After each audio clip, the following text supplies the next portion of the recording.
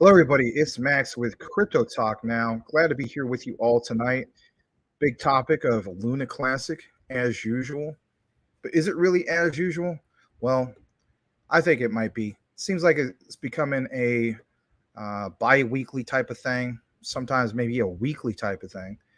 But with that said, thanks for joining us here tonight. Crypto Talk now, live with Max. This is the Luna Classic show because it's basically just that. We like to talk about Luna Classic, everything that's going on, and so on. It's going to be a great show. Let's first recognize our wonderful community here tonight. Starting things off with the first comment of the day. Happens to be Selmo Fudd. It says Crypto Talk now, and he has got his fist up. He's going to fight the powers that be. All right, Crypto Mike with the boom. Yes, good to see you, Crypto Mike. 99-cent super chat. Thank you very much, Mike. Nice way to start things off. It's always well appreciated. Mike states, let's spend the next 30 minutes getting the word spread about the Luna Classic show. Well, thank you very much. I thought it was a good name to name it. And, if anything, my attitude is it's a decent thumbnail. I try to come up with something a little bit more creative and something stood out, and a lot of people love talking about Luna Classic. So I don't know. Maybe it's because it's Friday and people are trying to unwind. I'm sure that, it's going to take a little bit of time to get people to kind of, filter on in through here. But that's fine. All right. You saying what's up to Legrand? Well, that's good. I didn't know Legrand was in here. I know he sent me a message earlier. Yeah, shout out to all you guys. Brian Dowie. Happy birthday, Legrand Commission. Yes, happy birthday, Legrand.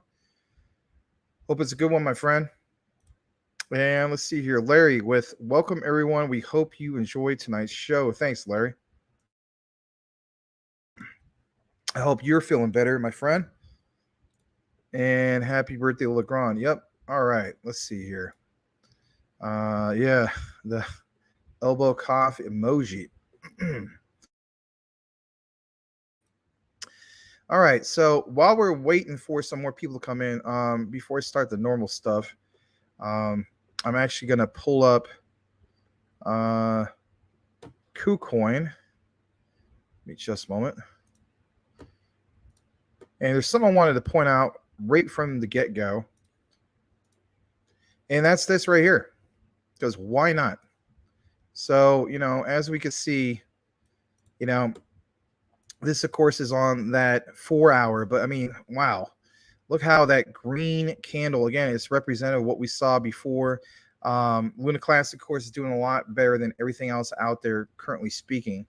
But, to have consistent indicators like this, these type of patterns, I mean, we've had this for the last few days.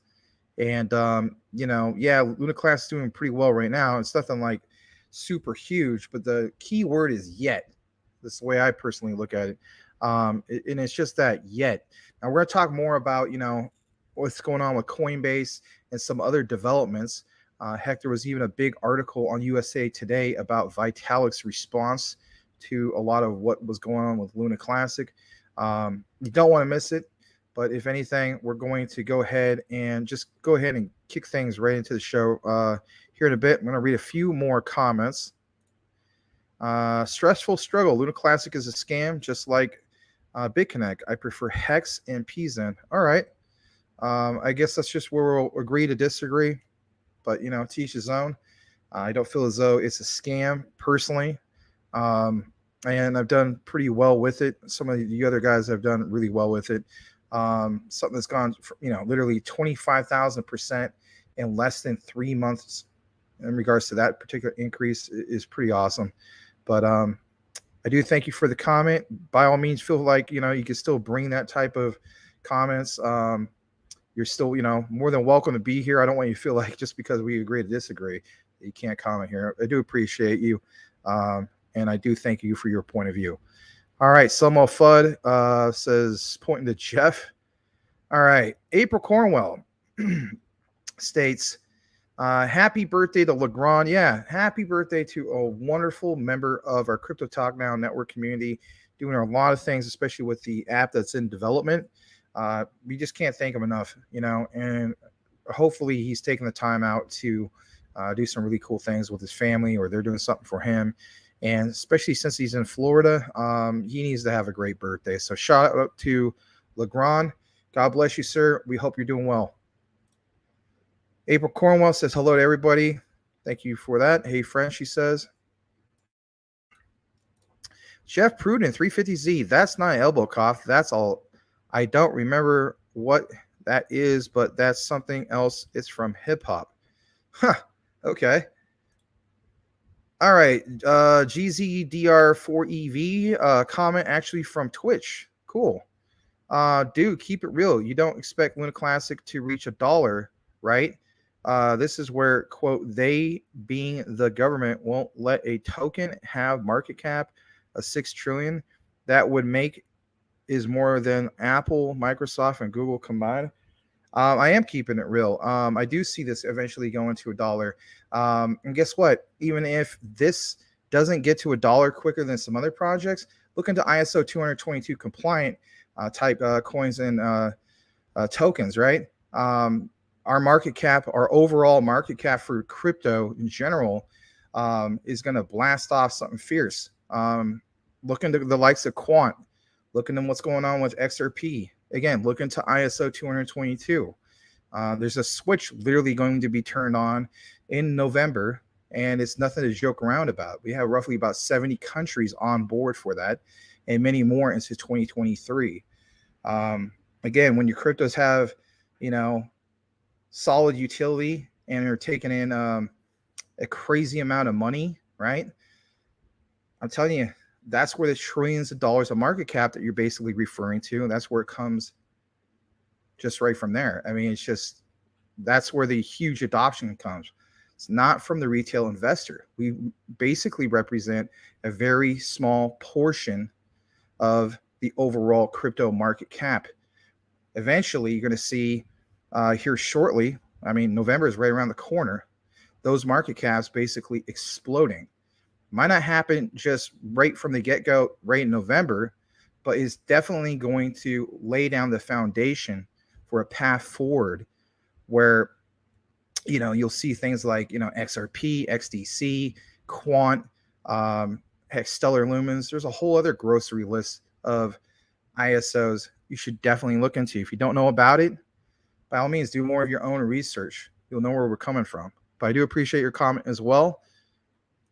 And I'll say this, GZDR4EV, especially coming from Twitch. We don't get a lot of comments from Twitch. So, if you got to be that person, want to really say I appreciate you, and if you have a different point of view. So thank you. Brian Dowie, Jeff, it's a dab. Yeah. All right. Good to see Brian and Jeff and everybody else. Yes, the somewhat not really famous, but somewhat well-known elbow cough. Pointing to the VR. Hello. Yes, didn't mean to skip over it. Edward Vincent and the crew from Crypto Talk Now VR. I do see a few more people have filtered in here. That's great. Stressful struggle. No worries, brother. Thank you. I really appreciate that. Same with you. Do like your avatar. It looks pretty cool.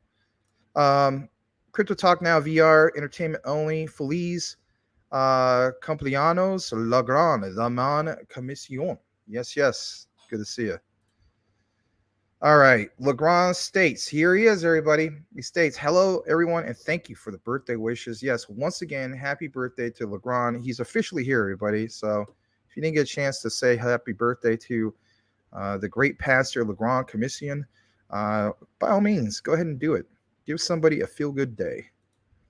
Jeff Pruden, I bought myself another single share of Quant today. I'm very proud of myself. Yeah, with Quant, I basically saw that, there are ones that are doing pretty well for the day, 6.73%, like a little bit behind Luna Classic for that 24-hour, but that's a good thing. I mean, Quant is doing big things, over $140 per coin.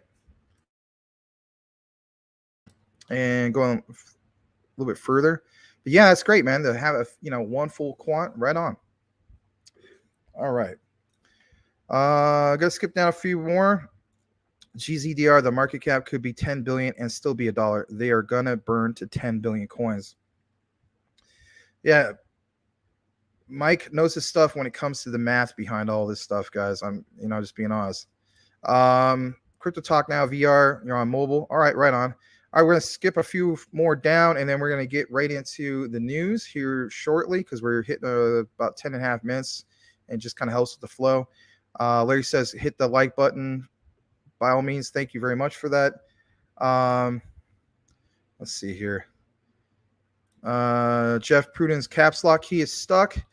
April Cornwell, spaghetti and salad tonight. Hope everyone has a good night. That sounds yummy. Let's see here. All right. Yep. Thank you for that as well. Hey, all the way Enu. I recognize you. Good to see you. Glad to see you back. It's, I guess it's raining. There's a crown. I don't know what that means right now. All right, Crypto Mike. No one's expected the Luna Classics market cap to be 6 trillion, but I do expect over 100 billion within a year, maybe 2. Okay. Hey, there's Lazy Jedi. Good to see you tonight, Max. Some of us come to YouTube for our. Hold on, Max. Some of us come to YouTube for our research. Well, yeah, forget white papers, right? What are those things? It's like, white paper? What's that? Is that the thing I'm supposed to wipe my puppy dog Enu with? No, I'm kidding. All right. Crypto Mike, Legrand James. Yes. All right. Going further down, way further down. We have, I just noticed this. Sorry about that. Selmo Flood with a $2 super sticker. Thank you, Mr. Selmo Flood.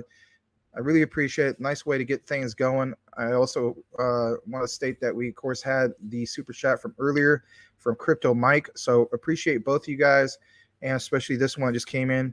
Thank you for that. I'm just going to double check the YouTube just to see if anything else came in and I didn't miss anything. Okay, I'm up to date. All right, let's see here. Look at that, Legrand. They got some cakes out for you, my friend. All right, Osborne.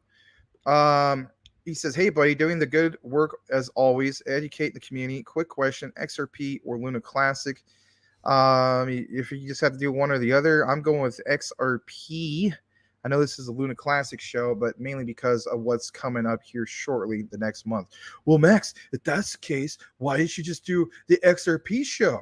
No, well, you got to keep in mind also trying to time things just right based on what we see in the market. Like you see here on the KuCoin chart, why wouldn't I want to do a Luna Classic show with things like this? And then some of the other topics that we're going to talk about here shortly. And just like Mike said, why not both? Yeah. Why can't I do both? Like, 2021 standout meme coins, right? Dogecoin, Shiba Inu, Coke and Pepsi. Why can't I have both? So there you go. Diversification is always better. Max, do you mind showing the NFT collection I did for 2-bit? Okay, give me just a moment. I'll try to do that. Let me stop the screen. Is it the one? Actually, hold on a second. Get back with me. Is it the one that you just sent me a DM about? Because I want to double check. Pretty sure it is, but I want to hear the confirmation from you in the comments, and once I see it, we'll get right to that. All right. Hey, there's Charles Vincent, everybody. The brother, of course, of Mr. Edward. Says, sup? Good to see you. Bitcoin BMW. What's up, Max? Yep. Okay. Let's go a little bit further down. Lazy Jedi says he hit the like button. Now he feels guilty. That like button didn't do anything to deserve it. Oh, come on. Really? All right. I guess I gotta get some things going to deserve it, but that's okay. All right, let's see here. You guys are saying what's up to Mr. Lambos, or wait, that's Mr. Lambo saying what's up to Tim. All right, let me go further down. We're right at the bottom. Legrand states that he sent 10 seconds ago. All right, I'm gonna go ahead and share that real quick. Just to kind of recognize Legrand, especially since it's his birthday. Why not, right? Let's see. And here we go. I think I got it. Wait, hold on a second. I'm going to open up one more extra tab. That way I don't mess this up. There we go. And here we go. There we go. All right. So this is straight from Mr. Legrand Commission, whose birthday it is today, if you didn't already know. This is something he posted on OpenSea. He's a big fan of OpenSea when it comes to the NFTs. Here's 2Bit's Marbles collection. Wow, you did this for 2Bit. That's super nice of you. And let's see. All right, guys, here it is. Our own Legrand Commission. He made this for 2Bit. 2Bit's a great guy. You guys already know that. So here's some of it right here. And look at that. I mean, it's nice to kind of see, you know, some real cool looking graphics on the actual marbles. Let me know, Legrand, is he aware that you made this yet? Like, did he recognize you, or is this going to be a surprise to him? Maybe, I don't even know if he does streams on the weekends or anything. I know he does. I think he does. He does every day, like 9 p.m. Greenwich Medium Time, GMT. So I like to hear about that. But anyway, so here it is.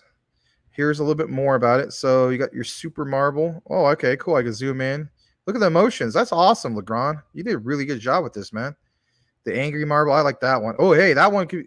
Hey, this needs to be Blue Whale Ricky's permanent marble. There you go, Blue Whale Ricky. If you happen to be watching, this is your permanent marble. You should claim dibs on that one.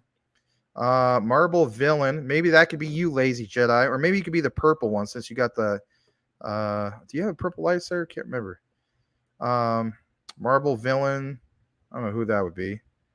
Mr. Marble. Maybe that could be Mr. Lambo's Crypto Talk. Marble Amuse. That looks pretty cool. Evil Marble. Maybe when Doquan plays, right? All right. 2-bit power, obviously. That's going to be reserved probably for like 2-bit. I don't know. I'm just saying. Flippy floppy marble. We'll save that for the typical politician. Fear not marble. Maybe that's for Legrand when he comes there. King marble. Huh. Maybe when Crypto King was, if he comes over, he probably doesn't come over there anyway. 2-bit marbles. That's cool. You got the Thug Life shades on Mr. 2-bit, and everyone's like kind of freaking out. That's cool. And then the incredible marble looks like he's all like Hulk smash ready to go. These are really cool, Legrand. You did a really good job on this, man. All right, I'm gonna leave that up. We'll read a few more comments. I'll leave that up. Shout out to Mr. Oh, shucks, man. It went to a different page. My bad. All right, hold on a second. That is my bad. It, you know, because it's the tab. Yeah, dang it. All right, here we go. This will fix it. I'll go through that just one more time. It won't take too long. All right, so here it is again. Of course, it shows Mr.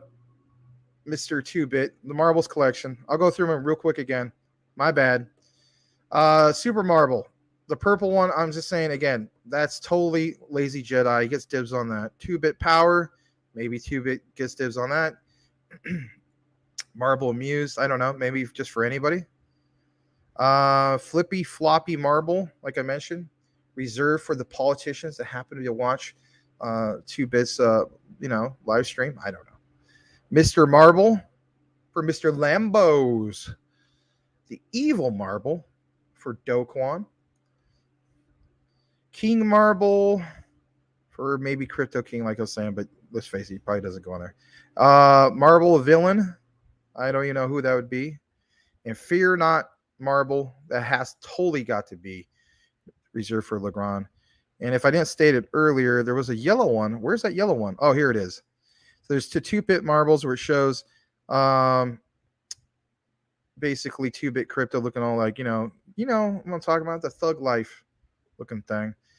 Angry marble, definitely reserved for Mr. Blue Whale Ricky. And then this one's pretty cool. I like that incredible marble. I don't know if I ever went on there, maybe I'll try to get dibs on that one. Even if there's, it's all randomized. I get it, but I'm just saying. Looks really cool. Like the emotions. You did a really good job, like I mentioned, Mr. LeBron Commission. I'm going to keep that up there. And we're going to go to the next comments, and I'll try to catch back up again. LeBron says, thanks, everyone. Grateful to have you guys as friends. You too, my friend. And I'm sure 2Bit's grateful for you, too. He should be, at least. Algorand news. Don't have any of that currently speaking. Maybe get into that a little bit later. Loose Banana. Hey, Max, how was your Friday? It was pretty good. Had a scary moment. So I stayed after work for a while, grading papers and stuff like that. And then I went to go, I don't know, just get like a hamburger or something, just like one small hamburger as a snack, because I haven't eaten in like 2 days. Seriously, I ran out of time with everything. And so I'm coming home. I'm in an intersection at 51st Avenue and Cactus Road in like Northwest Phoenix / Glendale area. And anyway, I'm there at the intersection, and this guy in a truck comes flying over, like, like there's I don't know, it's kind of like, it's not really like too steep of a hill, if you will. But anyway, he's just going like a bat out of hell, like 70 miles, and is approaching me fast. And I'm in a position where I'm like stuck. There's a bunch of traffic all around me. So it's not like I can just turn into the next car, because I'm going to hit him. And like my heart just dropped. And I was like, I'm stuck. I can't go to the left because there's other oncoming traffic. You know what I mean? So I just wailed on that horn. I mean, I wailed on it like hardcore. And this is a 97 Cutlass, so it has one of those super old school loud horns, if you will. And I wailed on that, and it got the guy's attention, and he steered out of the way. Like, man, my heart dropped. And I was like, like, this guy's going to hit me head on, man. And I'm going to be like in the hospital or something. I mean, like, I had to, after that happened, like, the drive home, I was just like, heart was beating and so on. And it's not life flashing before my eyes or anything, but I mean, I haven't had a situation like that in a long time. Don't get me wrong. I've been in intersections where people have hit me head on, but not, like maybe like 40, 45 at the most, but no, this guy's clearly going like 70, 75. It would have been bad, even with my airbags and all that stuff. It just, I mean, I don't want to get in a car accident. I mean, come on. But yeah, long, detailed explanation. I'm glad to be here tonight with you guys. Thank you for that question, Loose Banana. Good to see you. Tim Shea, the Loose Banana. Yeah, all right. Lazy Jedi. Bro, I was talking about assaulting the like button as a joke. You are awesome. No disrespect. All right. Even if you disagree with me and you felt like I needed to earn it, I'm totally cool with that. If you guys, I have always given you the benefit of the doubt. Apparently, you've given me a benefit of the doubt. Thank you for that. Thank you for the clarification. But even if I did have to earn it, I'm cool with that. Because you know what? That incentivizes me to do a better job. Because you know what? I know I need to do a better job. And here at Crypto Talk Now, we do need to do a better job. And that's what I'm trying to get going. I'm trying to keep up with all these videos and trick the, trick. What do you mean? Trigger the algorithm to get things going. It's discouraging to see the numbers like right now, but I don't know. I got to stay positive, Maybe it's because we missed one freaking day of not having to record it out, it was the day before yesterday, I believe it was. So I don't know. But those are all factors. And my attitude is I got to get at least one recorded combined, because you know what? I've done the research and I found out, nothing against the guy. He comes here. We like him. Legal alien, right? I don't see any recommendations for him, and he doesn't do any recorded, at least that often. So I'm thinking like, all right, I'm on to something here. And then I know some other channels, right? And they do a great job. Legal alien does a great job. There's some other, content creators that do a good job, but YouTube is not recommending them. So I kind of put 2 and 2 together. I'm like, all right, which ones are they recommending? All right, well, shout out, of course, to this gentleman right here, Mr. 2-Bit Crypto. And of course they're going to recommend him. I mean, he's been killing it. He hit Luna Classic right at the right time and so on. But on top of that, he also does like at least 2 or 3 recordings every day, and he's got great thumbnails, and he, uses like Streamlabs, and he does a daily show every day. So I'm like, okay, that's him. Then I look at some of these other ones, like like there's Crypto King. There's a few other guys that, do live streams, but, they don't necessarily do it every day. But you know what I mean? Like, it's recommended. Why is it? The recorded videos. And I get it. I mean, those guys are really skilled. Like, they have a really good, empowering, we call it, like, they just bring in a lot of people because they're talented. They're great. They have great content. And so my thing is, you know what? There's things I can do to be better. And as far as the small stuff, like what I'm mentioning, more videos and things like that, it's like I gotta stay on top of it. I mean, we're gonna get there. That's all I'm trying to say. I mean, it's a grind, but if we're just grinding it out on a live show, we're not gonna get anywhere. You know what I mean? So the consistent thing, and you guys know it. I mean, there's at least 10, maybe 20 content creators. Again, if you look at their formula is multiple recorded videos and the live. I guarantee you, if you took out one major factor of that, maybe some of them would still do well because they're already like, no longer in that rat race, if you will. They're like, it's not as much of a grind for them. But my point is that is the case. And I'm sure some of them might take a little bit of a hit. But I mean, for the ones that are not towards that higher tier, if you will, when it comes to being recommended, I imagine they would definitely take a hit. And there's some names I can mention from the past who have definitely taken a hit because they just simply don't have it recorded. So there you go. But yes, you are awesome too, my friend. I mean, no disrespect to you either. I hope you're having a good day. And you do, in fact, have a purple lightsaber. So I did call that right. All right. Lazy Jedi, I am off my game tonight, Max. No, you're not. You're fine. You're fine. And even if you were off your game, we already have one guy who comes here being grumpy and all that and angry, and we still love him. And you guys know who he is. So it's all good. All right, Summer Flood, awesome work, Legrand Commission. Master Legrand Commission. Yes, thank you very much, Legrand, once again. Yeah, share the screen. I know. I messed up on that for a little bit, but I made up. Brian Dowie, looks better when you share the screen, Max. Yes, I know. Sorry. What happens is when I share the tab, sometimes I forget that it doesn't automatically carry over. These are basic things, in my opinion, that StreamYard should already know. They should have already something programmed. If you share the tab and then it's on that and I click something else, well, naturally, it should carry on over. It's like, hello, whoever's making StreamYard, didn't you get the memo about maybe some updates? Because these are basic updates, and it should definitely be doing it, but teach his own. I do like the convenience of StreamYard, but there, there's some things that could be better. And just like anything, right? There's things that could be better. I could be better by doing what? Recognizing that I have to manually click on that for you guys to see it. Anyway. All right. Purple lightsaber is the best lightsaber, hands down. So you're a big fan of Mace Windu? Right on. Blue Whale Ricky, happy birthday. There he is. There's the man, Mr. Blue Whale Ricky. All right. Larry, tell Max we can't see it. All right, I already fixed all that. Max, yes, he knows about the collection. He asked me. I offered to do it.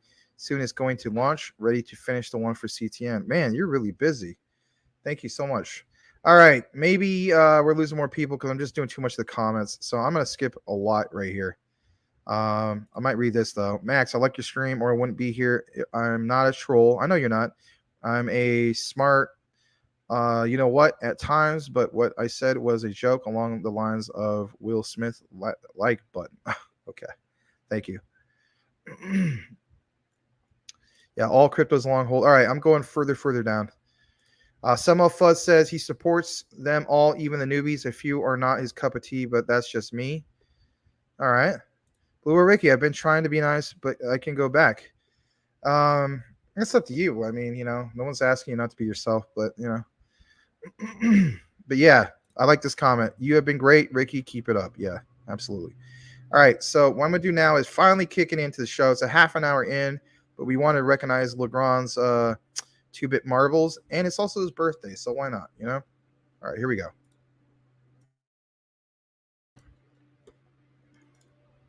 And this one, I'll just do a share full screen everything. You guys see some mirrors, but that's all right. That way nobody's like, oh man, you know, you didn't share it.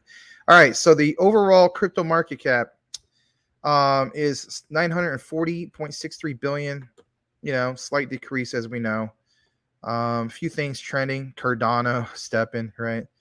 But you know, here's what we want to look at: top 100, just briefly. Let's check it out on the 1 hour chart. Some of you mentioned Algorand earlier. Raven coin slightly up on that 1 hour.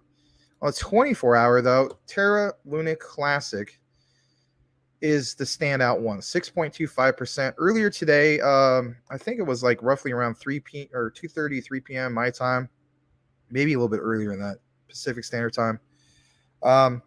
We saw Luna Classic, I think as high as 10%. It's not a monumental pump or anything like that, but I still feel as though we're soon going to be there. It's up 33% for that 7-day chart. Really, really great for Luna Classic. We're just gonna go ahead and look into this a little bit more. Volume is up 35%. Once we get up into like where the volume is up into like the hundreds or 200%, I mean, we should really see a lot of liftoff with this. I feel like we have the groundwork now where we should be seeing this soon. And it's not just, you know, recognizing penance and so on, just saying it just to say it. But, you know, we always try to reflect based on what you've seen before when it comes to all this. Here's a little bit of it right here. Of course, we saw a little bit on the KuCoin, which is right here. We'll go back to that again. This, again, is on the 4 hour, and it just looks really amazing. I mean, we've been consistently getting these really nice looking pennants on the 4 hours, especially. I haven't had a chance to take a look at the 2 hour. Even another one starting to form right here. That's really cool. We'll even take a moment to see the 1 hour. And it looks like, you know, just again, like nice things starting, especially like even right here on the 1 hour. But I'm going to leave it at that 4 hour for now. It just looks really, really nice. And give me just a moment. I'm going to go back to Coin Market Cap just here briefly.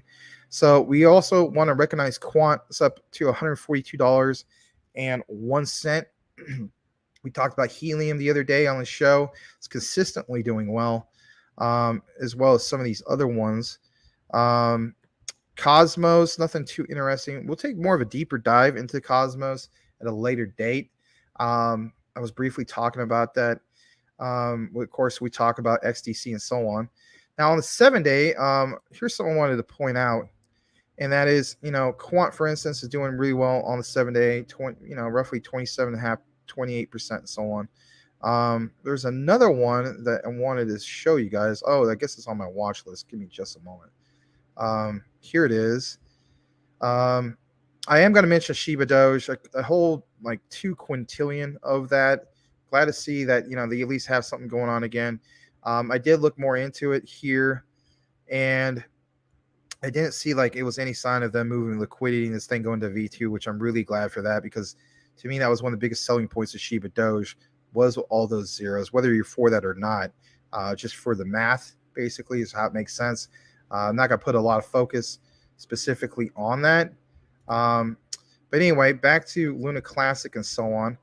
I want to show a little bit more of this watch list. Give me just a moment. All right. And there's a few other ones that are doing pretty decent, like, you know, Mike Cornwell's Venu. I know that there was a little bit of talk about Ellipsis a while back.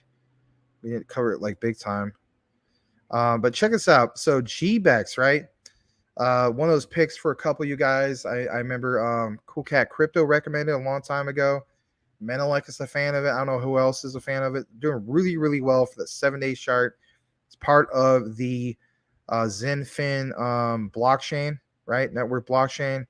And it's, I guess, is it really considered ISO 222 or, you know, in that family, if you will. But it's up about 15%. And again, 68% for the 7-day chart for this time in the bear market is really, really big. So, I mean, those who are in it, I'm sure you guys are like really, really glad for that. I got to get out of the habit of doing that. Anyway, another one I definitely want to recommend was, not financial advice, but I wanted to recognize them, not necessarily recommend. And that's Clearpool. So, Clearpool, earlier today, that like on the 7-day chart, this was up to like way over 50%. It did hit a little over, I should say a little over. I think it was like right at 12 cents earlier today.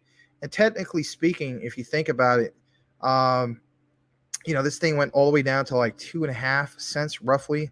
So, I mean, if anything, that was like,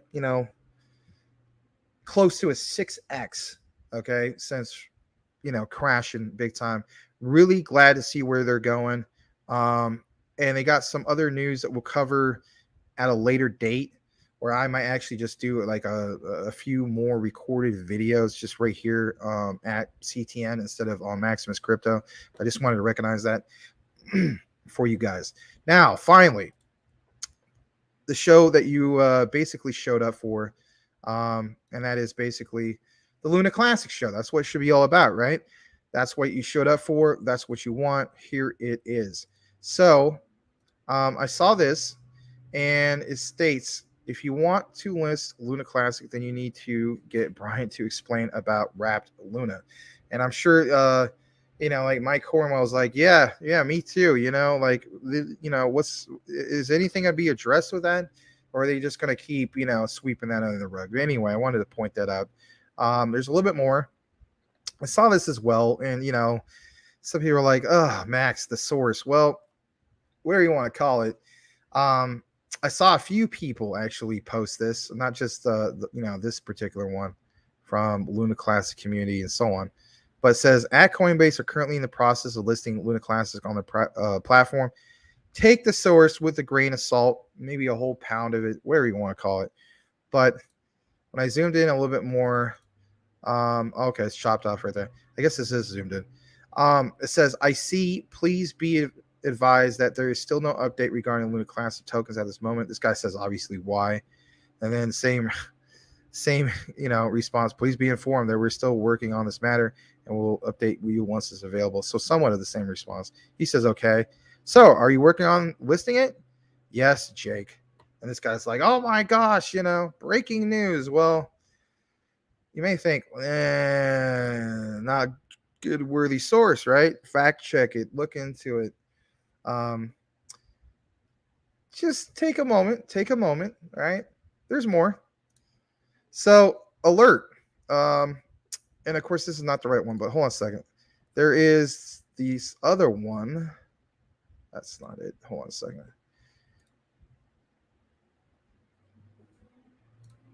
Where is it at? I just had the darn thing. All right. Here we go. I just had the thing, and somebody messaged me, and it messed it up out of the line. So I apologize for that.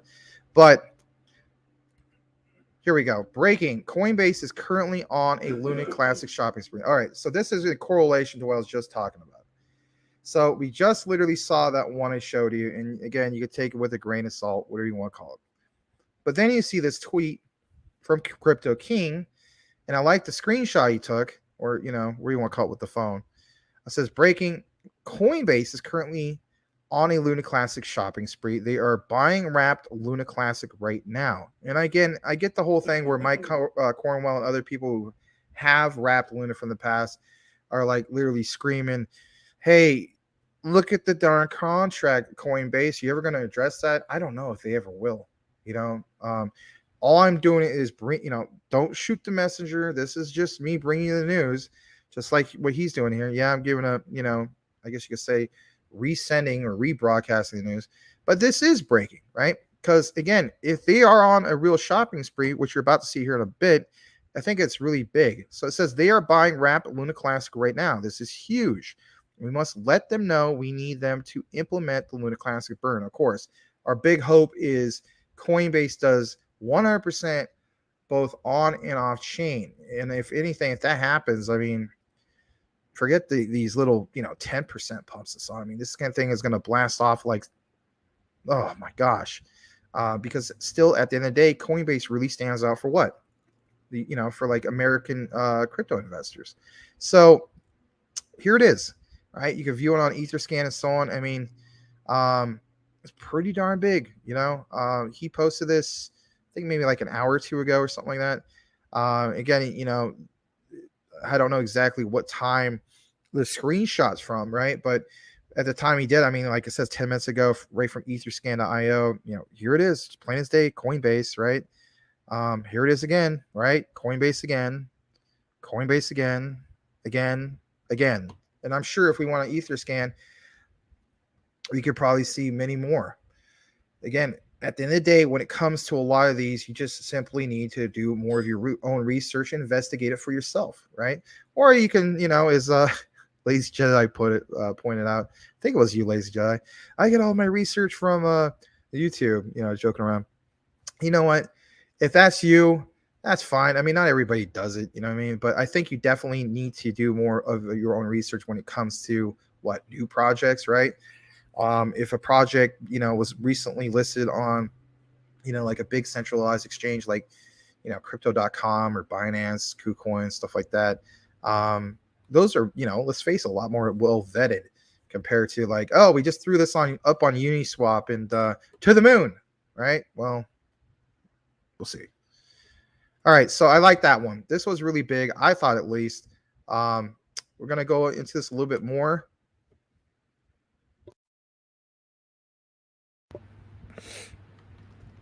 And here's this. Devs are putting the finishing touches, I should say, on the updated Terra Classic trading dashboard. Right now, Luna Classic will have access to the same powerful decentralized exchange aggregator features enjoyed by Juno and Luna, as well as, like, I guess apparently that would be what? Let me look into that one. Osmos. Okay. Don't know that one. I thought it was like something chopped off with Cosmos or something. Anyway, it says the burn tax is implemented.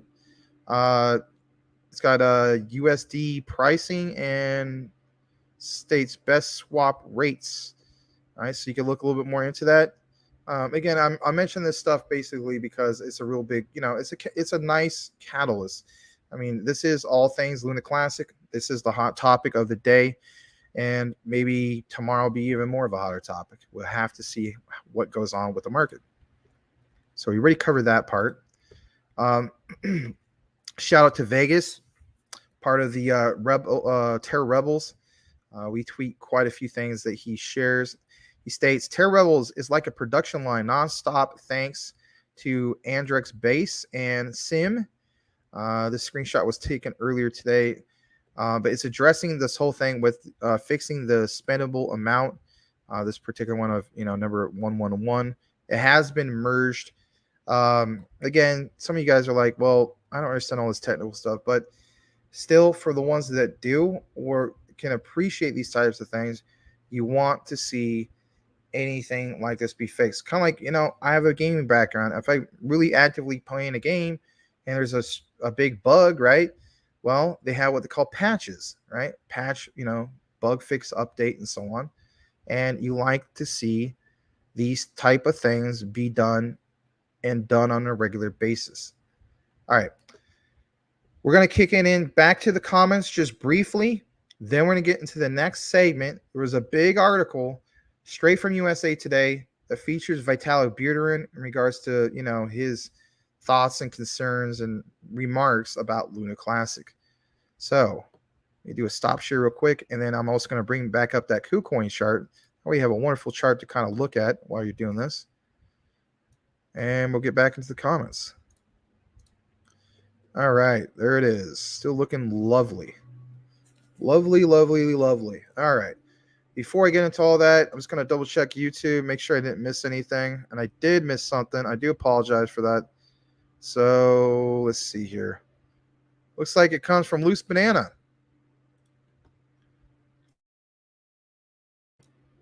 Thank you, Loose Banana, for the $5 super sticker. I like that one. It's got the hippo on it. He's kind of doing the whole thing like this, the hype. Thank you very much for that. I'm going to go ahead and click on that here shortly. Let me get to the comments, though. All right. Oh, that's not too far away from where I'm at. So I actually am going to... Okay, I can just skip those two. That's fine. So here it is. Loose Banana with the $5 super sticker. Thank you very much once again. You've been dropping super chats pretty much last few days this week, and can't thank you enough. You've been really active with our community. Obviously, you like the show. Thank you 100 times. I don't know what else to say. So, like the stickers. They look really cool. I definitely switched back from StreamYard to YouTube. That way I can actually see the full effect of the stickers. They look pretty good. So thank you once again. And let's see here. They got the bananas out for you. Brian recognizes you. Thank you, Brian. Blue Whale Ricky, I am a very giving, loving, caring person, but I don't put up with this BS. I always speak my mind. Therefore, people say I am a, you know what? LOL. Well, it's all right. Crypto Mike, quit making excuses why you are a... Okay. We all love each other. That's great. You know what? That's what I'm talking about. You know what I mean? The weekend's here, guys. Kick back, relax, enjoy the show. All right? Especially our community. You guys are laughing. Great to see the smiles. We should all be upbeat. You know, we got a lot of to look forward to in the future, right? Some of you guys got a lot to look forward to even right now, right? Count your blessings, count them one by one. You know, the way I look at it is I count my many blessings, see what God has done. Anyway, Selmo Fudd, not a horse's, you know what? Oh, skipped over that one. My bad. Mr. Selmo says, I thought you were a whale, Blue Whale Ricky. All right. Ricky says, I am Selmo with the Cartman. All right. Cartman emojis. All right. Mr. Vincent, as in Charles Vincent, the brother. Do you think IOTA is going to be as practical as it seems to obviously be? I can't think of how to tokenize a microwave or what is there. I can't answer you in regards to IOTA. I keep hearing about it. Mr. Maximus here needs to do more research about that as well as other ones. You know, we're up to like 22,000 cryptos. I get it. In reality, maybe a solid 100 out of the top 500.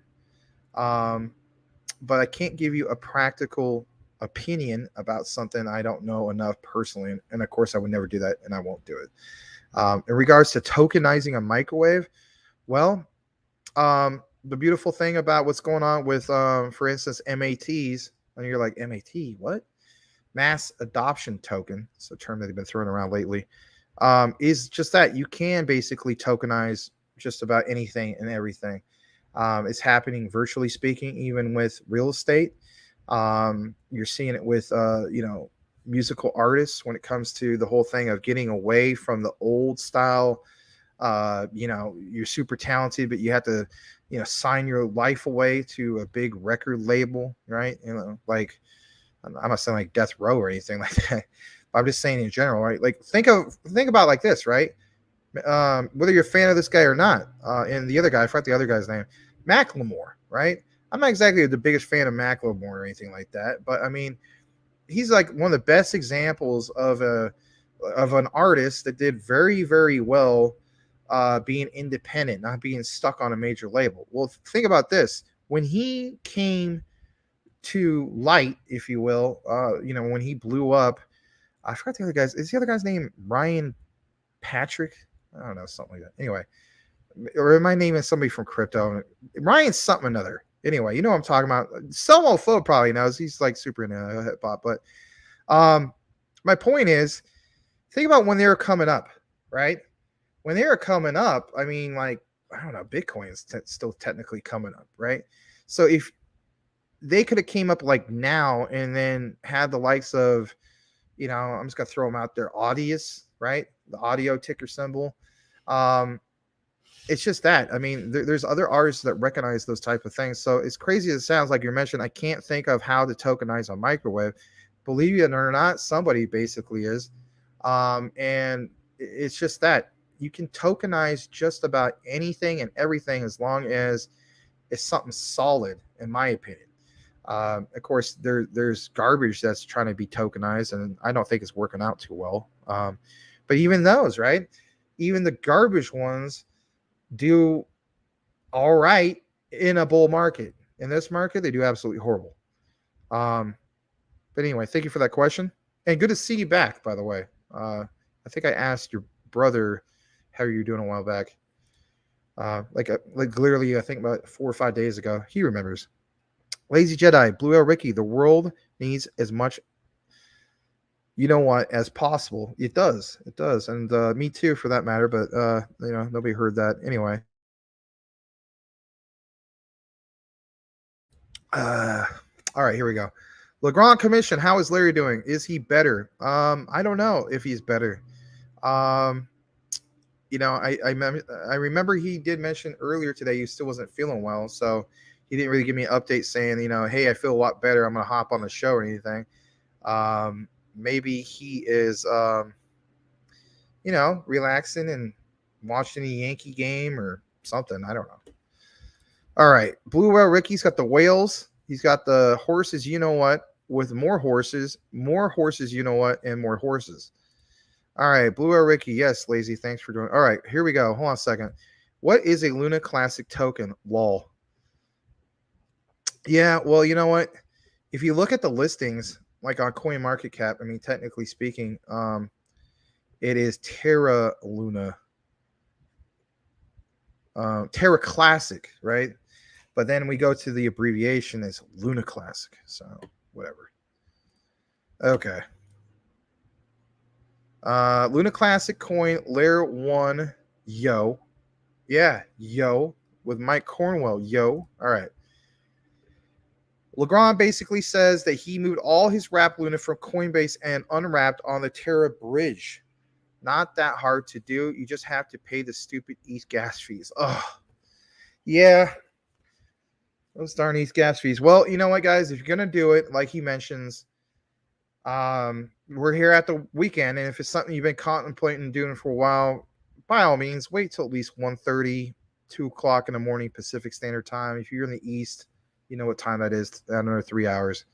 What would that be, right, roughly 5 a.m., something like that. It's worth it because you're going to save a lot, and if anything, even if you go straight to like CMC, right, you should always be able to see, just how much things are costing. Like it has an ETH gas meter, and you just go there for your quick go-to if you want. All right, excuse me. Going a little bit further down, Tim Shea says, I don't wrap my Luna. It's a personal choice. Tim Shea, I'm all for Coinbase relisting, though. Yeah, me too. I hear you on that. All right, let's see. Mathau, I want to call you. Is that how you pronounce your name? I've never seen you before. I want to welcome you. Is it pronounced like Mathau, like Walter Mathau from, Grumpy Old Men and The Odd Couple? Little known fact, I actually played the role of Oscar from The Odd Couple, the slob character, Walter Matthau's character in a play years ago in high school. But anyway, wow, this is huge. I think it is basically what you see right there. And thanks for joining us tonight. Glad to see you have a custom avatar. Everybody, if you don't know who, I don't know, it could be Mateo. Not really. I think it's Mathau. Mathau, okay. Tell us how to pronounce it. We'll get it right. For now, I'm calling you Mathau. Give him a warm welcome. The CTN network community. Welcome, everybody. Thank you for joining us tonight, Mathau. Crypto Talk Now. Not Crypto Talk Now. Mr. Lambo's Crypto Talk. Any timeline / time frame for Coinbase relisting Luna? Well, based on some of the things I've seen, again, I get it. It's like I'm not a fortune teller or anything like that. But if we keep seeing some of the things that Crypto King was basically posting with the, like Etherscan. There might be a few members of our community that might post a little bit more, but if you see just like consistent orders like that, and then we basically track things like on Etherscan, it shows it's just massive. Maybe as early as next week. That's just the way I look at it, is early. Could it be longer? Possibly. Why? Because like right now it's kind of like pumping a little bit. So again, there's going to be a little bit of delays on that. I mean, if you're in an exchange, you want to buy it on the cheap, right? Like wholesale it basically. But that's just my own personal thoughts. Doesn't mean I'm right on that, but I just do what a lot of other people do, and that is, you track certain things, and you do a little bit more of your own, investigative work. I mean, it's not super hard to follow that type of thing and get an idea of what's going to happen. But you imagine if they're going to go through all that trouble, why would they be doing that for no reason? You know what I mean? That wouldn't make sense to just buy all that and then not do nothing. My thing is like the only exchange I could think of that would do something ridiculous, right? Buy a whole bunch and then just like not sell it. Robinhood, but even Robinhood's kind of woke up to a lot of stuff finally. But yeah, that's how I feel about it. Ray Gamble, how much Luna Classic Binance really own? That's a good question, because somebody answered that in the comments. I don't really know about that personally. I'm sure maybe somebody like Mike Cornwell or some of you other guys might know about that. Let's see here. Crypto Mike, Coinbase will not respond to nothing. Absolutely nothing. They are a piece of you-know-what, and Brian Armstrong needs to swing from the gallows for scamming people. They stole the airdrop of Luna 2 as well from wrap holders. There you have it. I knew eventually you would respond to this because I remember the whole thing that you went through, and apparently, I guess maybe even Legrand and some other guys when it comes to your wrap Luna. And there you have it. I mean, Crypto Mike has basically mentioned, like we saw here, months ago. I mean, how many months has it been now, Mike? Was it right after the depegging of UST? I mean, Mike is right. And I think even Rich from Common Sense Crypto, I think at one point pointed this out. But whatever the case be, there's a real issue with the whole wrapped Luna thing, and it's right in the contract. And apparently, I didn't even know that this was the guy's name. Sometimes I don't keep track of everybody's names, but you're referring to Brian Armstrong. Obviously, he is a big wig in Coinbase. And if that's the case, we just keep sweeping under the rug when, well, in fact, it's right in the contract that, you can't really do what they're doing over at Coinbase, and they have been doing it for a while. Again, I mean, why isn't that trending? I mean, the whole thing with, list Luna Classic on Coinbase, that's great. We all want to see it because we want to, we want the thing to do well. But I think at the same time, maybe the unofficial wrapped Luna community, right, needs to get something trending in that regard. How does that happen? Well, more people need to talk about it, and talk about it a lot, not just here and there. Coinbase is a POS. I think it is. I stopped using it mainly a long time ago. I still use obviously the wallet because I hold some crypto there. And then of course, I will give them kudos a little bit. I mean, I thought that whole thing with the last thing with the KYC that happened in August, I thought that was going to be a giant pain, and you know what? It wasn't. In fact, it just simply answered like a couple questions, and it wasn't even a big long process. And as a result, for my inconvenience, they awarded me with an NFT off of Polygon. So I was like, all right, I'm cool with that.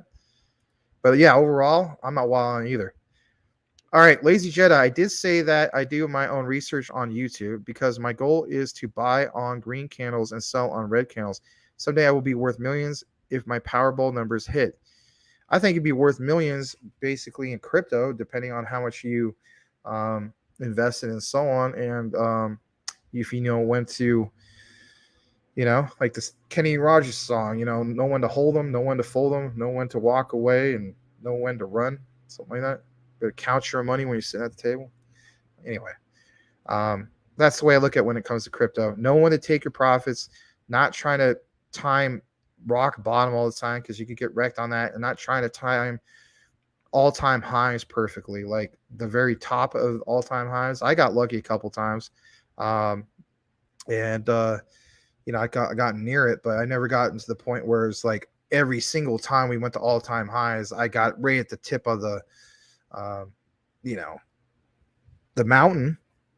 So I think you're going to do fine, and I think a lot of us are going to do fine. But it's again knowing when to take profits, knowing when to, at least keep a good amount for solid projects, knowing when to just get out 100% on garbage projects. I think I mentioned that before, but that's my take on it. All right. Crypto Mike, $2 super chat. Thank you, sir. Max, look up wine bottle NFT. Okay. Well, just a moment. Wine bottle NFT. You want me to look that up on Google? All right, give me a second.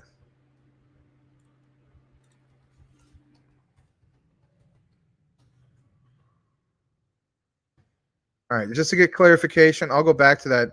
Are you talking about this one that I just found called winebottleclub.com? It says the first 3D collection provided by the Wine Bottle Club, made up with 1855 exclusive NFTs.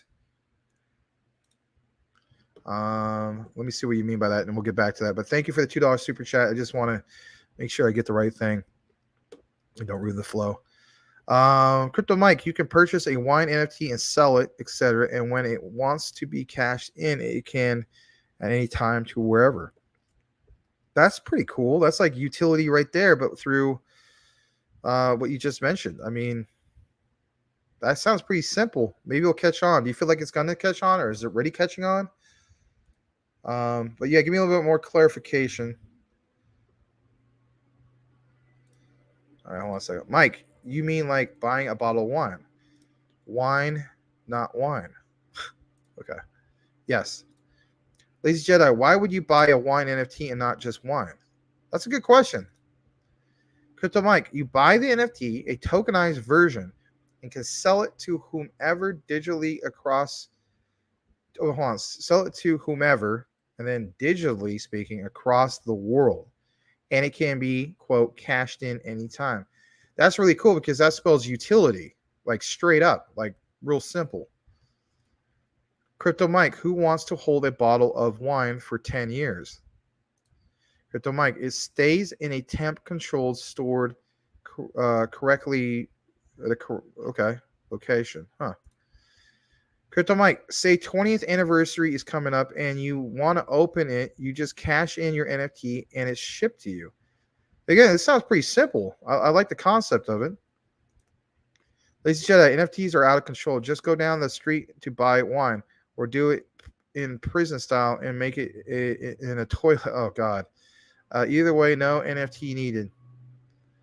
Yeah, my gamer friends, like, they hate NFTs. They don't understand the whole concept of a lot of it. I don't understand a lot of concept of NFTs. I know the basic stuff, but I never just took a deep dive into researching NFTs because it's something that's never really, like, I guess you could say, affected me personally. Maybe if it did, I talk about getting bit by the crypto bug.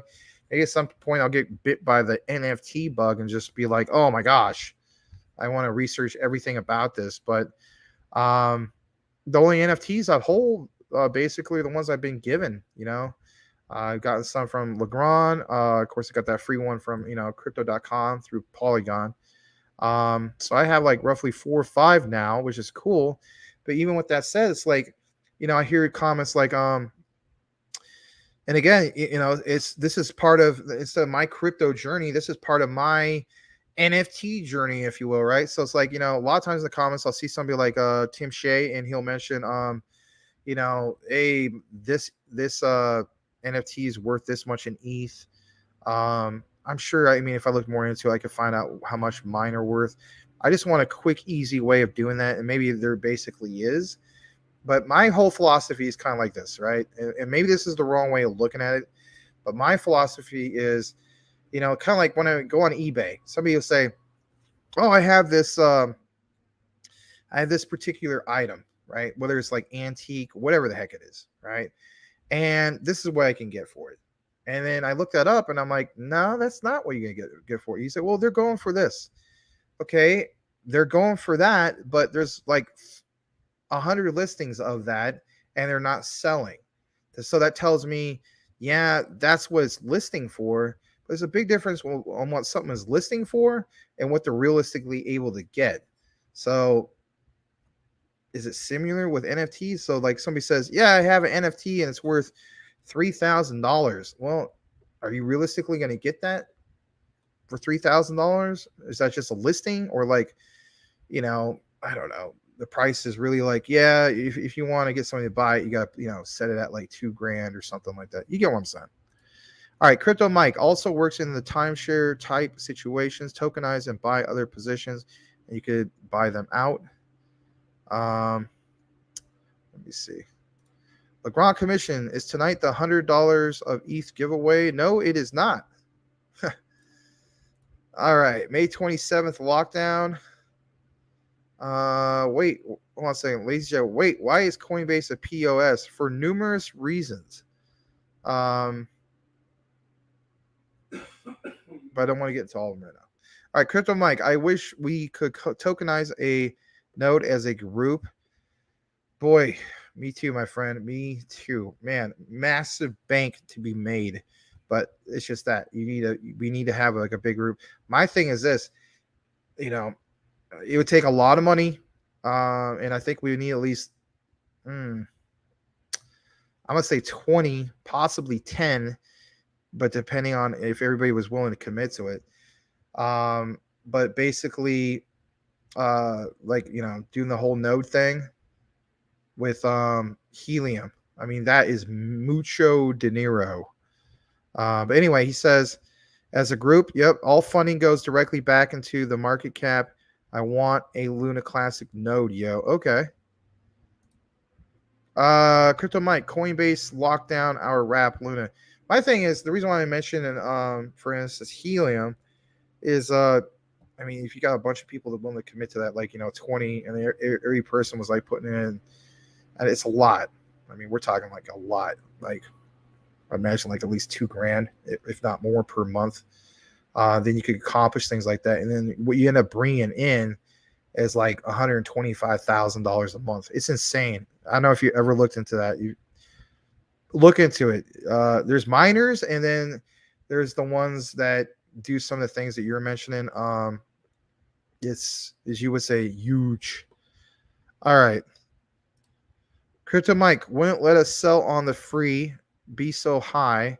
Then they stole the airdrop since we were wrapped. We're talking millions of Luna 2 was literally stolen by Coinbase. Yeah, that's one huge reason.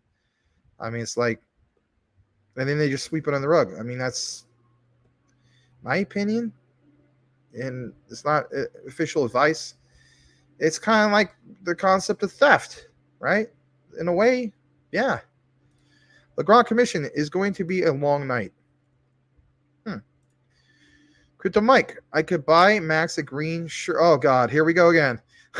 I could buy Max a green shirt NFT and send it to him. It could be any size. Oh, I love that. It could be any size. Well, oh, boy. It's going to be a long night indeed. He cashes it in and it's shipped to him, or he sells it to anyone else and they could cash it in. Okay. All right. Thank you for that. Crypto Mike, you could tokenize Christmas and they could trade their stuff or cash it in. He states this is the future. Most just don't see it yet. Huh. Well, I think then that is what you're talking about with the whole, oh man, this thing's stuck. Hold on. There we go. Fix that. But I think that site is what you're talking about. So let me get a few more down. Legrand says, see you guys later, going to celebrate. That's awesome, Legrand. I'm glad to hear that you're going to do that. Have a great birthday if you haven't done so already. I mean, I know it's kind of late where you're at. 10 p.m. Eastern. Damon Vargas, good to see you again. Yes, indeed. Max, what is your criteria for determining if a crypto project is legit or trash? Well, it depends. Are we talking about low market cap, or are we all basically talking about like things that are in the top 500? You may have that attitude like, well, Max, what the heck? I mean, if it's top 500, it should be good.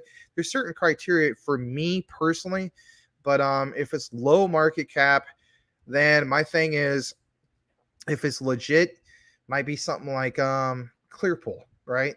Standout player in DeFi, and rightfully so. We got a good, strong team, fully doxed, all that stuff. KuCoin listing for trading. You know, done deals with Wall Street. You know, Jane Street is the powerhouse in Wall Street. Those type of things, right? Like their ranking is in the 500s. It's not quite like top 500 yet, but that's an example of, it's not super low cap, but I mean it's not exactly high market cap either. And my thing is, you know, they have a huge community, lots of followers on Twitter. They help venture capital, you know, venture firms get, you know, the liquidity they need, or I should say, the funds needed to get these projects going. So there's ones like that, and of course the ones that are garbage, obviously, are just kind of like a lot of the things that you saw late 2021 that rolled over into 2022. This is their vision, what they think, you know, is or what they try to make people think is a good future vision of whatever crap they were shilling, and it's just ended up being just that crap. Unfulfilled promises, white papers that are not even 20 pages long. Heck, a lot of those projects don't even have. So I was looking at the mic. Don't even have a proper white paper. The contract is typically ERC20. Not to like knock on ERC20 too much, but a lot of them is just garbage ones out there. That or it's Binance Smart Chain. Don't get me wrong, Binance Smart Chain is a lot cheaper on the gas fees because it's like almost hardly anything. But a lot of the scam projects basically came there. You go insane. So it's typically speaking like some cheap thrown together website of, you know, this great promise, and then they hire some guys off of Fiverr to do some really cool looking animations or something like that. Once in a while, you might get somebody to do an AMA. Might see the guys, like one or two guys supposedly from the dev team. You don't even know if they're legit or not. You know, yeah, they're showing their faces, but like, is it really? It's not like even a proper CERTIC audit. So my thing is, you know, I immediately, as soon as I see that contract, I go to Token Sniffer. I try to verify a few things. I get it. Token Sniffer is not the end all be all, right? But at least it's something I can use to give me an idea what's going on. If I see the red flags on Token Sniffer, you know, I'm not gonna go there right now. Maybe we could do it some other time. But you know, you guys see me do it in the past. At least maybe you haven't, but other people have. Do it for yourself sometime. Just go to tokensniffer.com, plug in a typical ERC20 contract on some garbage project, and you'll see, like, is there enough liquidity? Was there ever an initial adequate liquidity? Can the you know, the owner / you know, development team, can they manipulate the contract in which, you know, right now it says, you know, that you can sell for less than 5%, and then out of nowhere, they could manipulate that to 90%. Perfect example, and you can watch it yourself if you're interested. Go to my MaximusCrypto, my original channel, all one word, MaximusCrypto. I did a thing about exposing a scam, which was called Ninja Floki. I should have earned about $8,500 off of $160 investment, right? Pretty nice, right? But when it came to cashing out, they changed that fee, and it was like 90%. At the end, I figured out a way to still profit. Yeah, I profited off a scam. Go figure, right? So I still made like $160 or maybe close to $200, something like that. It mentions it in the video. This is like around the beginning of this year, 2022. But again, so many things like that. So it's like on that particular contract, everything looked fine on liquidity. But there was one little red flag where basically it mentioned, you know, the owner creator contract could, you know, manipulate the contract to move some things around. And I was like, well, the score looks decent. And it did. The score looked like it was, I think, like 70 out of 100. And I was like, well, the liquidity on that looks great. Ha! Ever since that happened, if I see that one flag on that, never again, because you get really, really burned. Now, there's of course other situations in which those new projects then go from like just a regular, Uniswap listing or not listing, where you could trade on Uniswap, and then they take some money that they earned from whether it's a pre-sale, things like that. I'm not a big fan of pre-sales, by the way. I've stated that before, but my point is they have like a marketing wallet, and then they go and then they basically go on different exchanges, pay their fees, and so on, and then they end up being decent ones, especially the ones like like Clearpool, right? They from the get-go they went right to KuCoin. That really worked out well for them. So there's ones like that in which they're small market cap, but then they get on like a big centralized exchange. Some of them do, some of them don't. Again, it's part of doing more of your own research. But again, my standard, typically speaking, 9 times out of 10 is going to be if I see, for instance, like some of the things I basically outlined and it looks really sketchy, like no white paper, but all you have is a light paper, and it says something like, well, white paper down the road, second quarter of after like the project launches or something for like next year, right? Like let's say one just launches right now and they're like, full white paper, second quarter 2023. I'm good. And if I look at that light paper and it's just like 2 pages or 1 page and it's just like half of a paragraph, I mean, you can kind of see the ones in which it just looks like crap, where it's just like some just random thing, no utility, no nothing. Anyway, that was a long explanation. That was a good question, but that's just one of many ways I go about it. I could probably do like a whole 1-hour review of everything, how I go about things. But you know what? Always keep the questions coming. This is not just about crypto news. It's about crypto education. So I appreciate that. And I appreciate you. Coochie Boy, hello all. Good to see you, Coochie Boy. Hope you're having a great Friday night. All right, let's see here. Tim Shea says later Legrand. Yep, he's having a birthday. Hopefully it's a good one. Crypto Mike, in reference to the likes of tokenizing everything, you transfer ownership of your property, even not titled property. Crypto Mike, look at all the buy orders and no sell orders in the market depth side. Luna Classic is about to blast.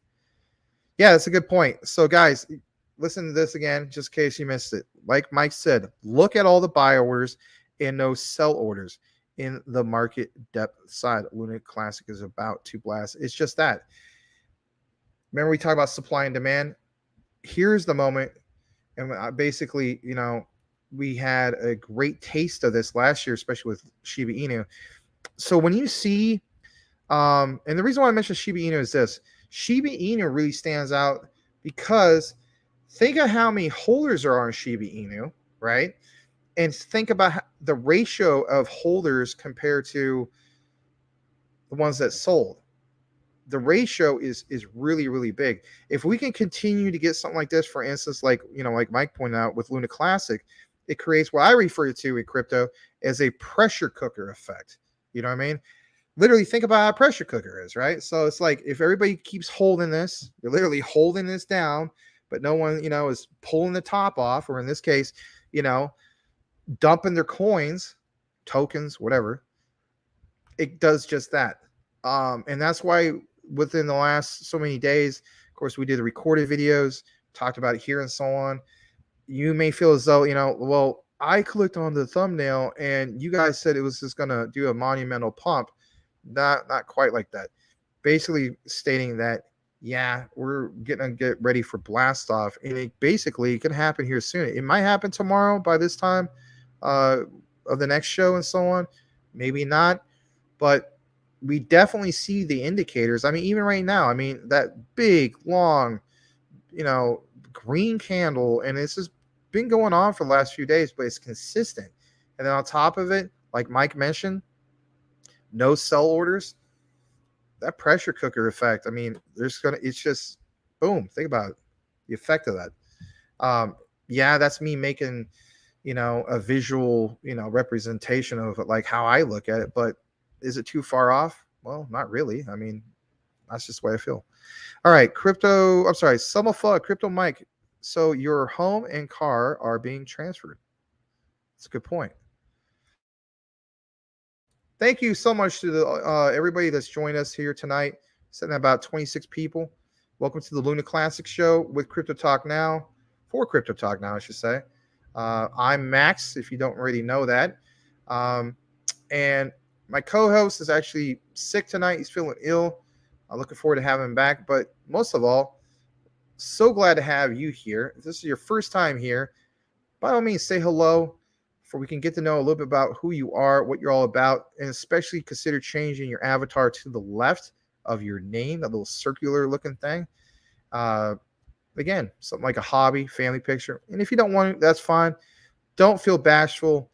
Ask us anything, comment anything, even if it's something you feel like we might not agree with. We're one of the few communities out there that are not going to be like, oh, you said something completely different from, the status norm. We're going to set you on fire and, have you get out of here with our pitchforks. No, we are not like that. We respectfully will agree to disagree here, and we do value everybody's opinions. The only thing we do ask, of course, is nobody be, incredibly disrespectful or anything like that. But again, I'd like to welcome you. I'm just going to read through a few more comments, and we're going to go back into the next news article because it's pretty big in regards to Luna Classic. Damon Vargas, good tip. I've never heard of Token Sniffer. Yeah, look into it. Very easy to use. Rule of thumb, I'll just give you a heads up. So you go to the likes of like CoinMarketCap. In fact, I'll just show you real quick. It won't take too long. So basically it's like this. I'm going to go to CoinMarketCap and let's see. Let's just do one real quick. I don't even know if they still list Ninja Floki. Let's see if they do. Floki. Yeah, they do. It's probably not even like tracked anymore. Yep, market data is untracked. Good. I'm glad it is. So you go like right here, copy the address. Then you go to, for instance, Token Sniffer. That's going to load up. All right, this is because I think I looked into Helsinki a while back. This has a great score. Yeah, Helsing's got a great score. Look at that. Here's what a perfect score looks like, right? So let me just show you this one first, of course. So this is not me recommending getting into Helsinki. So there's two different things completely. Yeah, you might get a great one that has 100% score, right? But is it trending? Is it doing anything? If it's not, it don't matter what the heck the score is, right? Because this means it's a good project. I mean, a good quality coin that's not having any community. So don't get it twisted, as the saying goes. You can have one in which it's not a scam and it's actually a good coin or token in this case. But if there's no community, forget about it. As they say, they say, forget about it, right? Like literally, it's just that, forget about it. Because if there's no strong community, then it's not going to, you need some hype. You need some, you got to have people talking about it. If people aren't trading it, then what's the point? You know what I mean? I think you get where I'm coming from. All right. So here's an example of this. So like, swap analysis, token is sellable, not honeypot. So even on this, it's 100%. There's a few things that don't show up anymore. Like it originally would say like, swap analysis, buy fee, is it less than 5%? Okay. Then that's part of the score. Sell fees at less than 5%. Okay, check, part of the score. If it's higher than that, then they flag it here. You'll literally see a flag. Contract analysis, verify contract source, all this stuff checks out, right? Anyway, you will see the ones that get red flagged, right? I'm trying to think of the one that was the red flag with Ninja Floki originally, but we'll get into that actually. Anyway, here it is. Creator wallet contains less than 5% of the circulating total supply. Think about why they list that. Because if it's not listed like that, then let's say the creator wallet is a whale. Think about this. If the whale dumps on the whole thing, that's going to affect the whole price for all the investors, and they're all going to be screwed. So all this stuff, of course, checks out. Did it originally have adequate initial liquidity? Yeah. Does it have adequate current liquidity? Because if it doesn't, then that's a real big problem, right? And then, of course, where the liquidity is burned/locked. And this says 97.73%. And you got to keep in mind, there's some liquidity lockers that are like third party, if you will. So the one they went with was Trust Swap. And I got courses locked until 2026. And don't get me wrong, there's some situations in which maybe a locked liquidity is not a great idea, right? It's not always a great idea.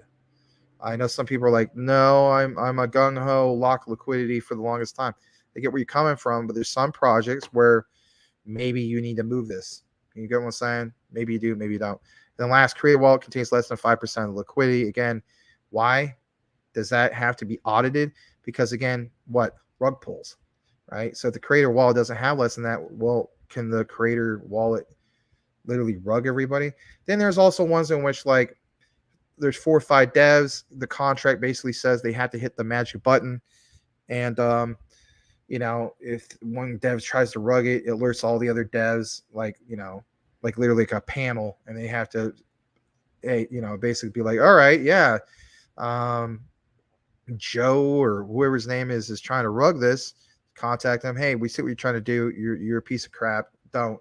Or they could be like, yeah, let's do it. You know, hookers and blow. Let's go down to, you know, I don't know. Let's go to South Korea or something like that. I don't know, but you know, you never know. Anyway, so that's just the way I look at it. And let's see here. Let me show you garbage one. Here's the contract. So I just literally paste that right there, right? And then there it is, Ninja Floki. I know I'm going a little bit off, guys, but I just want to take a moment. I think I take too long. So with Ninja Floki, this originally I had a 70 out of 100. Look at that. Token is sellable. No, it's not sellable. It's like red flag. It's basically a honeypot right now. This is the big one. So originally with this had a 70 out of 100 score, I believe. Maybe it was an 80. I don't know. But this was flagged. So everything originally looked good on this on the beginning of the year. And of course, what happens? Other people that are part of Token Sniffer will go in here, right, with an account, and then they'll send updates about this garbage piece of crap scam.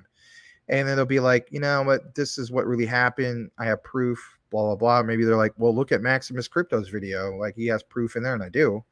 But anyway, this is the big one. Never overlook this one where it says ownership renounced or source does not contain a contract or owner contract. The contract contains ownership functionality and ownership is not renounced, which may allow the creator or current owner to modify contract behavior. For example, disabling, selling, changing fees, or mint new tokens. There can be legitimate reasons for not renouncing ownership. Check with the project team for such information. Again, if it's fully doxed and then everything pans out, you know, you're like, okay, they gave us a legitimate reason, fine. But I would say this, 9 times out of 10, it's never fine. So again, with Ninja Floki, everything looked fine, and then this was the check mark, and I was like, well, I'll give it a chance. And I did. I almost got burned. And so what happened was I was watching the market, and I watched this thing. It said it was up like 3,000%, right? Going parabolic. And I said to myself, this thing is a freaking scam because I'm trying to cash out, and it's charged me 90% fee on doing so. Like, I should be able to cash this thing out on Trust Wallet and basically get like $8,500 worth of profit. And I couldn't do that. So then I literally waited for the thing again to trend and pump like insanely parabolic 3,000+%. Then I cashed it out, but then I only made a profit of about like $160, $200. But still, being able to profit off a freaking scam, I was one of the rare people that was able to do it. There's another guy, of course, in the video. And again, you can go to it if you want, who reported that what he had to do, and this is long after I cashed out and profited, he had to do it in segments of $50 a time, you know, per transaction. So again, you know, you can spot some of these things like a mile away. But anyway, with this one, I wasn't able to spot out a mile away because it was new at the time. And then all the other things panned out. There's enough liquidity, all that great stuff. But ownership renounced. I said, all right, well, maybe that's not too big of a deal. It's a huge deal. So there you have it. I went to give you a little bit more detail than normal. But there you go. Bonus crypto education from yours truly, Mr. Maximus. All right. All right. So let's get back into some of the comments. Crypto Mike, basically everything is recorded digitally anyway. When the system upgrade to that system, they will basically tokenize with the rest of the of my property. Okay. Thank you for that. Lazy Jedi, NFTs will be awesome. At this snapshot in time, they are poo. Crap, yeah. Coochie Boy, I am seeing hundreds of millions in sell orders on KuCoin. Let's see. Oops, seeing. Okay. Around 29,700. Well, it might all of a sudden just happen, Let's see here. CryptoMike Coinbase is buying massive orders. Nice. You getting that from Etherscan? Let us know your source if you don't mind. CryptoMike, so is another few exchanges. I'm sure they all are having different buyers, but for them as well. I know I don't have the chart in the back, but I'm almost done with the comments. I'm going to kick it back to the actual news here shortly. Are passing 3,000. Huge sales coming and price will drop. Yeah, if that's the case, of course, that will happen with anything. CryptoMike exchanges running out of a coin is stupid bullish. Yes, it is, because it creates the demand. Some people will complain about that, but it's typically speaking the ones that are new to crypto. No offense to them. If that's you, wherever you are that's watching, we don't mean no offense to that. It's just, we were all new at one point. CryptoMike, not enough Luna to go around. All right, Summa Fudd. Hey, Max, with the change in market cap from 3 trillion to 900 billion and the worldwide events taking place, would you agree that a global financial collapse is bound to happen? Yes, I do agree in regards to that. And some people feel as though that it could affect crypto. But you know what? I will put Mike on blast. A couple things I want to show before we get back to answering that comment. So we're really close right towards the bottom of the comments anyway. So I'm going to go ahead and do another share. And of course, Mike will show that website that you showed earlier, or I'm pretty sure that's what it is. So let's get back to what Summa Fudd is pointing out right here. And if anything, I'm going to go right to Twitter again. So I do remember this tweet, and it was from yesterday. This guy must be a spammer or something. Anyway, yeah. Congratulations. What? Nothing. Okay. Hey guys, how about this? Congratulations, Max. You're the first comment you see. You won absolutely nothing. Well, I guess that's what I want. Absolutely nothing. Anyway, I'm gonna go down here, and this is from yesterday in regards to Mike Cornwell's tweet. Maybe I just go right to Mike Cornwell to begin with. Oh, by the way, yeah, if you haven't seen this already, I thought it was kind of funny. I know a lot of you guys liked it. The Terra Classic real vegetable chips, like I said, with all the 1.2% burns on chain and off chain, the chips are even burning off the calories and turning into veggie chips. Anyway, all right, here it is, guys. This is the one from Crypto Mike, aka Mike Cornwell. This was yesterday. He shared this with us yesterday. Of course, the article comes from Wednesday, September 28th, and it says Bitcoin steady as currencies around the world tumble. And this is back, of course, in my opinion, to what Summa Fudd was talking about. And, hopefully, Summa, this is also kind of like what you're basically trying to state. I don't know for sure, but I wanted to go back to this because, you know what? This is something that we're all talking about. Bitcoin steady as currencies around the world tumble. Is this now the moment for crypto where crypto starts to shine? I think it could very well be. We're always talking about this whole thing with November coming up with the ISOs and how that switch gets turned on. And let's face it, guys, tell you flat out, if you're always just used to all the talk and hype about Luna Classic, there's nothing wrong with that. But I'm telling you flat out, here in November, which is right around the corner, you better believe there's going to be a lot of talk about these ISOs. Hopefully it'll be to the magnitude of, like all the hype behind Luna Classic and then some, maybe even multiplied by 10, especially some of these things just get us to the insane market caps that we need. But to answer Summa Fudd's question, yeah, I feel like that is what's going on because of the collapse of all this going around the world. You may think, well, that's a bad thing. Like, why would you want to root for it? I'm not necessarily rooting for that. But what I am rooting for is the same thing you guys are rooting for when it comes to the likes of like Luna Classic, where we point out things like what? These exchanges are running out of coins, tokens, whatever. And, like Mike pointed out, man, it's going to be huge. Why? Because it creates a lot of demand, right? If we're having the collapse of Fiat, right, around the world, what does that create a lot of demand for? Crypto, guys, crypto. So the adoption of what's going to happen in the financial sectors, that's already huge to begin with. There already is a demand. So much demand that, okay, they're all on board. Not all of them, but, the start of all of that, right? We got 70, what is it? Anybody got a head count on that? 70 plus countries, something like that. Of course, 2023 is going to be the big, big one. And by 2025, it's going to be like literally, it should be about most of the world. Even the United States will be on board by then. But my point is creating that tremendous demand. There already is going to be tremendous demand from the ISOs for November. You have that combined with what we see right here, the collapsing of, fiat around the world creates just that much more of what's going to happen for crypto. And currently speaking, look at the Russian Ukraine crisis, right? That war. Fiat, and I did a piece on this a while back, by the way. I would recommend you guys checking this out. I know Mike Cornwell saw it a while back. I cover this on MaximusCrypto before I came along here to Crypto Talk Now. But basically talks about in the video, it's only like maybe, I don't know, 6 or 7 minutes or something like that. But in the video, it outlines how in the Ukraine, and it's got a big article and all that to back it up. In the Ukraine, before the Russia-Ukraine war, there was already a lot of demand for crypto. They used to do things like, hackathons, and some of the universities like, would teach about like blockchain and whatnot. And get this, before the war, Ukraine was one of the leading countries when it came to crypto adoption. So like when we were in the last bull run, 4 to 5% of the entire world, right, adopted crypto or is using crypto, right? But get this, the people of Ukraine, 15%. 15%. Now think about this on top of it. And again, I'll refer back to the original video I did on MaximusCrypto.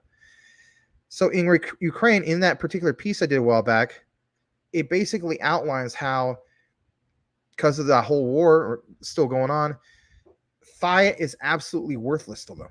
But crypto, that's how food gets, like bills get paid, and that's the want and need. The Ukrainians prefer the crypto. The cash is actually worthless to them. And of course, I outline it a little bit more. I don't know. Maybe I'll get a few more people looking at it. That's not the point. I'm not trying to get 1,000 views on it or anything like that. But these are the things that are getting brought up in the news a lot, especially lately. I'm not just saying that because we have a couple members from our community that are mentioning this. No, for real. Like I literally been hearing it a little bit more on the radio. I listen to AM radio and stuff like that. But, I like listening to interesting things like to and from work. And when you hear about oh man, the collapse of certain countries and so on, and then Bitcoin is consolidating, that's pretty awesome. And that's why you hear some of these things mentioned, by some of our members of the community. And not just members of our community. I mean, literally, like what you see here from the Business Times. There's other, a few outlets, and they're not necessarily crypto focused outlets, right?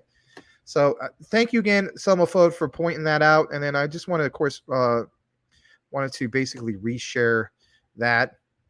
I'm just going to read a few more comments, and then from there, finally kick it into the last segment about Luna Classic. Anthony, welcome back, Anthony. He states, if Binance burned close to 20 billion, we can see an increase to 0.0006. There's an interesting comment that I want to point out again from Mike Cornwell. He did it in one of my comments. So I'm going to share that with you guys again. It's from one of the last Luna Classic videos I did, basically. Hold on a second. So it's right here. And it might have been today's video. Here we go. I think it's this one. If you haven't seen this, it's a deep dive into, I'm just going to hit the like, why not? The Terra Rebels roadmap in regards to Terra Luna Classic. Okay, so it's right here. I'm going to like it. So, Mike points out, it says, when 69 billion coins have burned, then we have only basically burned 1% of the project. Now, I like your comment. Don't get me wrong. Anthony, you're stating if Binance burned close to 20 billion, we can see an increase to 0.0006. There's nothing wrong with burns. I mean, we want those burns, but to get to like the insane parabolic stuff, to shave off a zero or maybe even get to 1 cent, it's just that even with that comment that Mike made, I mean, come on, think about it. 69 billion coins have burned. When that happens, then we have burned only 1% of the project. Some of you guys feel like, well, 1% is really, really big. And it is, don't get me wrong. But, I mean, some of the statements about 20 billion, I mean, that's not even 1 full percent. So I just want people to kind of understand the math. And by the way, Mike Cornwell is awesome with the math, and he always has been. That's something that really stands out with him since I think it was all the way back to May, June. You pointed some of that out. All right. I think we saw there might have been a super chat that came in. Oh no, that's from a while back. Okay, that's fine. Let's see here. All right, you guys saying hello to Anthony? Yep. Hey Anthony, like to welcome you again. That's great. Token Sniffer is a great tool. It really is. And again, guys, when it comes to like top 100, maybe even some of the ones that top 300, totally of course depends on the project. If it's already been well vetted by Crypto.com, KuCoin, Binance, and all those, I mean, it's pretty much a safe bet for you too. Probably like 9 times out of 10, or maybe 90 times out of 10 by that point. But I just don't want anybody to think that I'm thinking it's the end all be all. But it is definitely one of my go-tos, especially if it's a new listed low market cap project, and especially if it's ERC20 or a typical Binance Smart Chain. And then, the project site is literally like put together within 20 minutes, and you can totally tell they hired a bunch of Fiverr people. Not dogging on Fiverr, don't get me wrong. I mean, there's some talented people on it, but you get what I'm saying. Like, there's totally the ones in which like they just want to get our money. They don't give a crap about the community or anything like that. And after they get it and they raise enough liquidity, whatever, they're gone, right? And they just got this beautiful looking website, or somewhat beautiful, and it's just that we never hear back, and it just sits there and sits dormant. Anyway, day trading. Hello, good morning, all. Yes, hello, day trading, aka Mr. AI, is Larry referred to you. Hope you're doing well. Crypto Mike, at the end of the day, this is how all of your assets are tracked. Each buy at the stores will instantly tokenize each item to the owner. And when you transfer the item to someone else, you also move. Yeah, the tokenization of anything and everything. Thank you for wording it that way. Crypto Mike, the NFT ownership to them, therefore tracking your wealth. All right. Salamander, hello. Good to see you. Mr. Salamander in space. Tim Shea says hello to you. All right, hold on a second. Day train, no war. They say it. Is it just operation? Huh. Salamander, fiat. Yeah. Tomato, my friend. All right. Tim Shea, Salamander, I know. Calvin, Max, thanks for being transparent and authentic. What a journey it's been. Looking forward to the next 3 years. Thank you for that. Yeah, hold on a second. I got to fix this thing. Give me like 30 seconds.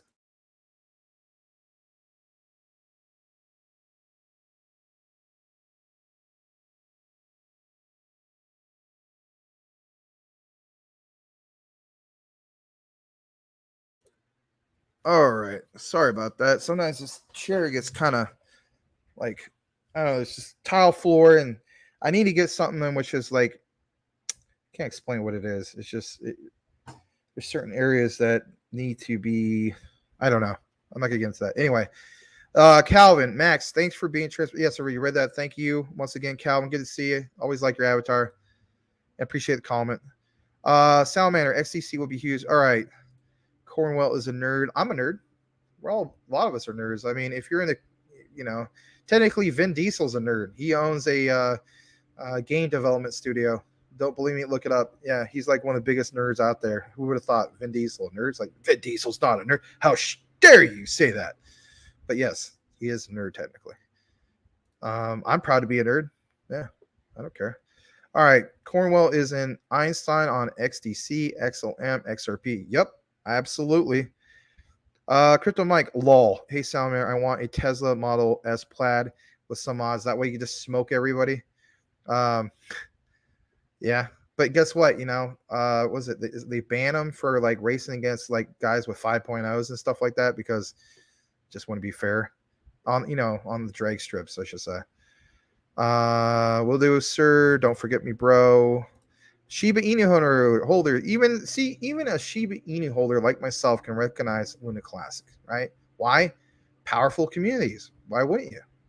Good to see you. Like the avatar, by the way. Jeff Pruden, what? I'm back. What I miss? You'll have to get caught up with that from the community. All right, we're getting the algorithm kicking in, guys. Appreciate XDC. Yes, Luna Classic, ALBT, Doge. I'm holding my Doge. That's a long-term hold for me. I'm at the point now. It's like, why would I want to sell my Doge for like 6 cents? That just wouldn't make sense. But I'll state this much: next time around is something. If Elon Musk or whoever can come out with something amazing, and this thing goes back to like 72 cents or even higher than that, oh man, I probably will sell half, or maybe sell all of it. I don't know. No, Cornwell, I won't forget. That's why I bought XDC. All right. All right, here we go. LMG. So when I'm thinking LMG, I'm thinking, light machine gun because that's how it is in gaming. All right. ABC. What are you doing? All right. Crypto Mike XLM. All right. Hold on a second. Crypto Mike says Casper. Oh, God. Here we go. Doquan. I am the math expert. My team will burn $2 trillion by the end of the month. All right. Welcome. I appreciate it. That's a good one. Tim Shea, IOTA. Okay. Jasmine. Yeah, I got to get me some. Probably going to get some tonight. Maybe, depending on the price.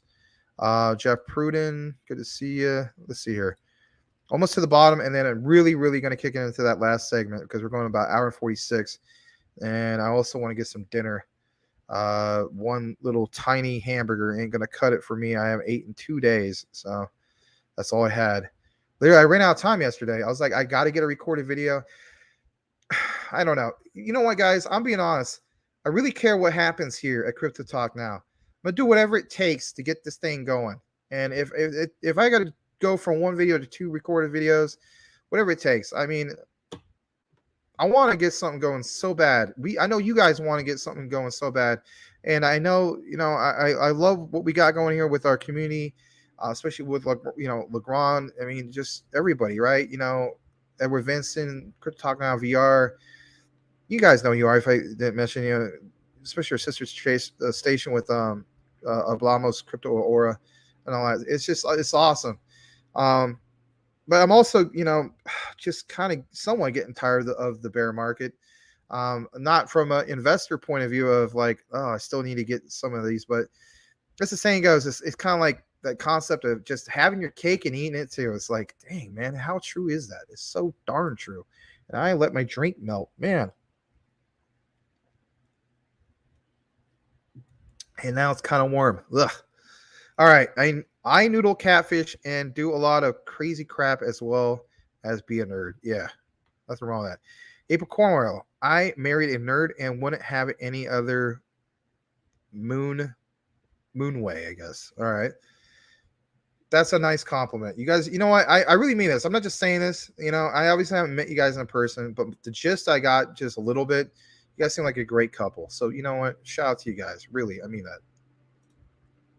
Some of FUD pointing up. All right. Steve Vincent, ETC Sleeping Giant. Yep. We covered it here quite a few times. Thanks for pointing that out. And Steve, I called you Vincent. I'm so sorry. It's because we have a couple great members of our community, Edward Vincent, Charles Vincent. So obviously it slips off the tongue, Vincent. Steve, hopefully this is right. Visone. Hopefully I pronounced that right. Welcome. I haven't seen you before. Guys, if you're still around, give them the warm welcome from Crypto Talk Now. Steve, we appreciate you coming here tonight. By all means, comment as much as you want about Ethereum Classic or whatever else you need to. If you have any questions, comments, we have a very welcoming community here at CTN. Just want to say we appreciate you, especially on a Friday night being here. Really, really means a lot. Thank you, sir. All right. Max, real quick DM. Okay, I'll check it out. And don't forget, Mike, I also mentioned I would do that the whole thing with the website for that wine thing that you mentioned with the NFTs. All right, let me share that, and then after that, we'll get into Mike's thing, and then finally to the last segment in regards to the Luna Classic news. And here we go. All right.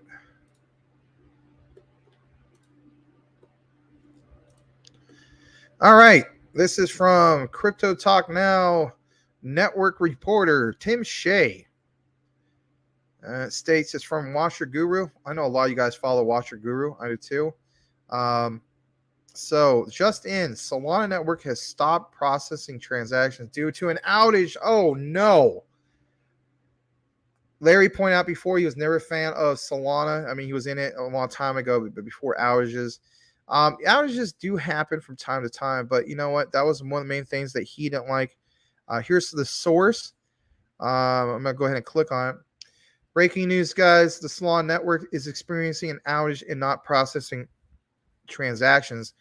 Developers across the ecosystem are working on diagnosing the issue and to restart the network. More information will be provided as it comes. Let's take a brief moment. And of course, thank you, Tim Shea, for reporting on this. We're going to take a moment to see what's going on with Solana. Of course, Solana is like top 20 at least. Should be top 10. So they are down slightly. Give it 24 hours, though. We'll see how this goes. If you're the type of person in which you're like, you know what, Solana is a buying opportunity for me, or you're already into it before, and you're just like, you know what, outages are not buying opportunities. Maybe this is you. Volume is up. I wonder why. 17% is pretty big for the likes of Solana. Still top 10. Not one of my favorites, but I don't really favorite much of the top 10 anyway, unless it's like XRP. Let's see what's going on. I'm going to click on the last, let's just do 3 months. So late August, $30.39. Let's see what happened for the year. $28.19 around after right around June 12th. Remember, with the depegging of UST and the Luna collapse, that was roughly around May 12th. Let's see what we can pull up on data on that real quick. So, yeah, it took roughly a month for them. So, I mean, it might not necessarily be a day, but anyway, it might not even be considered that big of a deal. But, I mean, if anything, it does give it negative press, and this might dip down a little bit more. But thank you for that, Tim. Really appreciate it. And the next part I'm going to get into is this thing with this thing in regarding to what Crypto Mike shared earlier. So let's go ahead and do it right quick. Excuse me. So I'm pretty sure that this is what it is. Wine Bottle Club. And my bad for not sharing this before. I just wanted a little bit more clarification. But everything you mentioned, I was like, okay, that makes a little bit more sense. All right. So here we go. Wine Bottle Club. He was talking about this thing in regards to the NFT. So it says luxury wine NFT collections. Last memberships are October, meant soon. It says back with the most renowned wine brands in the world. Some of these ones you see here. I mean, I like certain wines, but I'm not really familiar with certain brands because I never got really into that yet. I do enjoy certain wine with my pasta. I think it really complements certain ones, especially like some of the red wines. If you're really into like, you know, Italian eating cuisine, right? But the states right here, the project vision, I'll just do a little bit on this. I'm not going to do I'm doing an AMA for them. But it says the project vision, the Wine Bottle Club was born out of a merger between blockchain, NFT experts, and Bordeaux negociants, including BTC Wine, the first fine wine merchant accepting cryptocurrency as payment. Again, the tokenization of what? Wine. Our goal is to disrupt fine wine distribution by setting a unique, global, and durable ecosystem from NFT purchases bottle tasting, and VIP club memberships to metaverse immersion. Discover luxury wines as you've never seen it before. They also have a Web3 launchpad. And again, every time you hear metaverse, you should be also, following up with Web3. So I'm glad they just immediately did that. I mean, to be expected, right?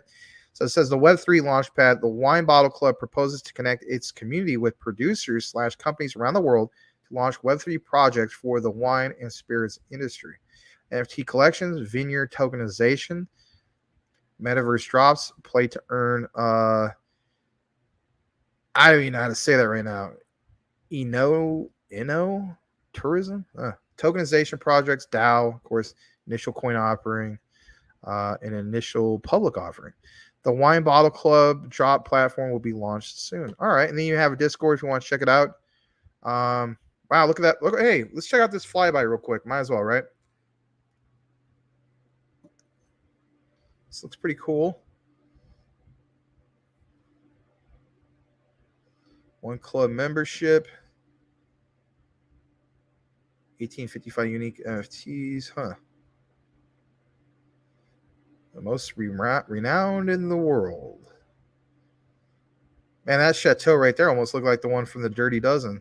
Not that last one, but the one before that. Anyway.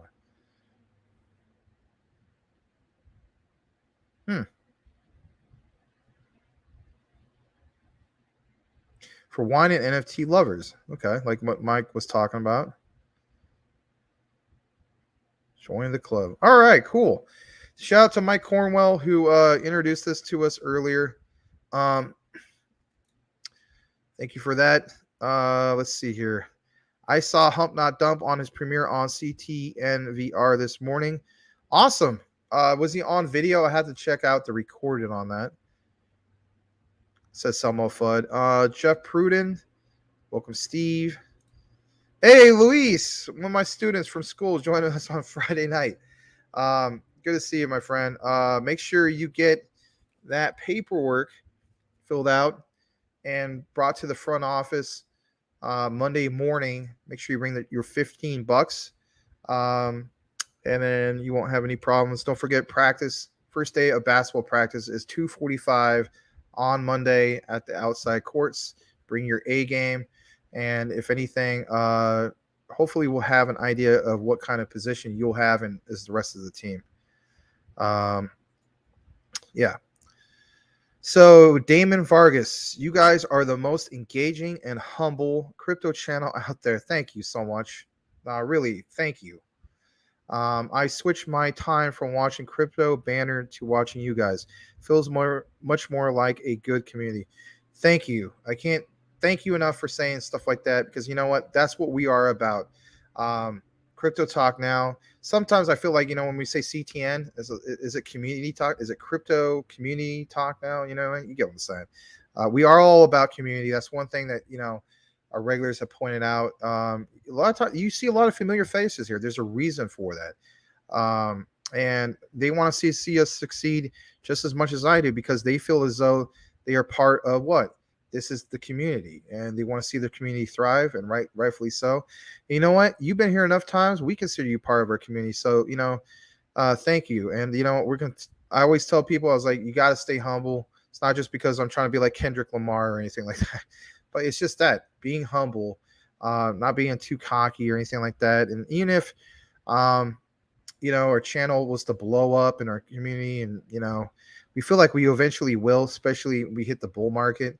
I think, again, all the guys that covered Shiba Inu really early, and then their channels blew up and so on. We're hoping for something like that in the bull run, because that's what happened originally with them. They're talking about some of these ones. They were grinding along, not getting much going on. And then out of nowhere, when the bull run happened, and then some of these projects went from not just the bull run, but to like all-time highs, and then all-time highs the second time around. Again, Shiba Inu, right? Literally two big all-time highs. May 2021, the Bezos brothers made like $9 million, right? They got into it in 2020. Not even it wasn't even a full year later, I think. It's really huge for them. Of course, they cashed out May 2021, but then even after that, right? Was it six months later, something like that? Went from 4 zeros 3 to 408. That was for me.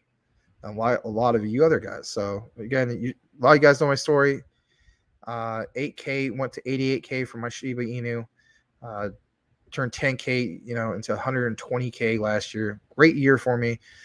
This year wasn't the greatest year so far, but it's the bear market. These are the ultimate buying opportunities. I still feel like that. And then we hit ISO 222 coming up, or even the XRP lawsuit, basically, a win for Ripple. A win for Ripple, that's $10 at least a coin, in my opinion. ISO 222 on top of that. I mean, what was the last one, guys? Was it Richard Common Sense Crypto pointed out? Was it $579 an XRP? What's XRP at right now? Let me double check. So XRP sitting at 47 cents, and we're talking about this thing going to like what, 549, 579, well over 1,000, 10,000. I saw a crazy price prediction. I haven't took a deep dive into it. Some people are saying in the future like 35,000 a coin. It's like, man, we're gonna be like freaking billionaires if that's the case. Anyway, but yeah, thank you for all the compliments, Damon. Really appreciate you. You've been a regular here. Keep bringing the great comments, not just the compliments. Of course, we appreciate that. But yeah, always feel like you can ask whatever. You had some great questions earlier, and a lot of us, like, heck, I even have some of my students. Luis, shout out to you, my friend, who watch. Literally, I'm a teacher. Some of my students watch this, and they're like only like 11 years old. So, sometimes we got to watch the tone. But it's just that, everybody has a different entry point, whether you're new, seasoned veteran, and so on. We all have a good story to share. And I'm still learning. I don't know everything, Mike Cornwell, he's a freaking mathematical genius, the genius of XRP and the ISOs, right? But I'm sure he'll say the same thing. He's still got a lot to learn too. We don't know everything. But thank you so much. Day trading, don't sell Doge now. Dollar cost average more. Man, now is best time. Yeah, I think I saw Doge all the way down to 5 cents. I don't know, man. I mean, I'm satisfied with what I have with my Doge. Maybe I'll pick up another bag later on. Maybe I won't, and I'm cool with that. But that's just the way I look at it. Let's see. Mike Cornwell, Crypto Mike, that's great, Damon. Welcome to the team. Please invite a few good people that like to be involved. We're building up a team for the bull run. It's just that, guys. If you want to help us here at CTN, again, it's word of mouth. Word of mouth is some of the best advertising there is, right? So, I mean, if whoever that's in crypto or might be kind of interested in crypto, just, mention the show. We really appreciate it. We get more eyeballs here.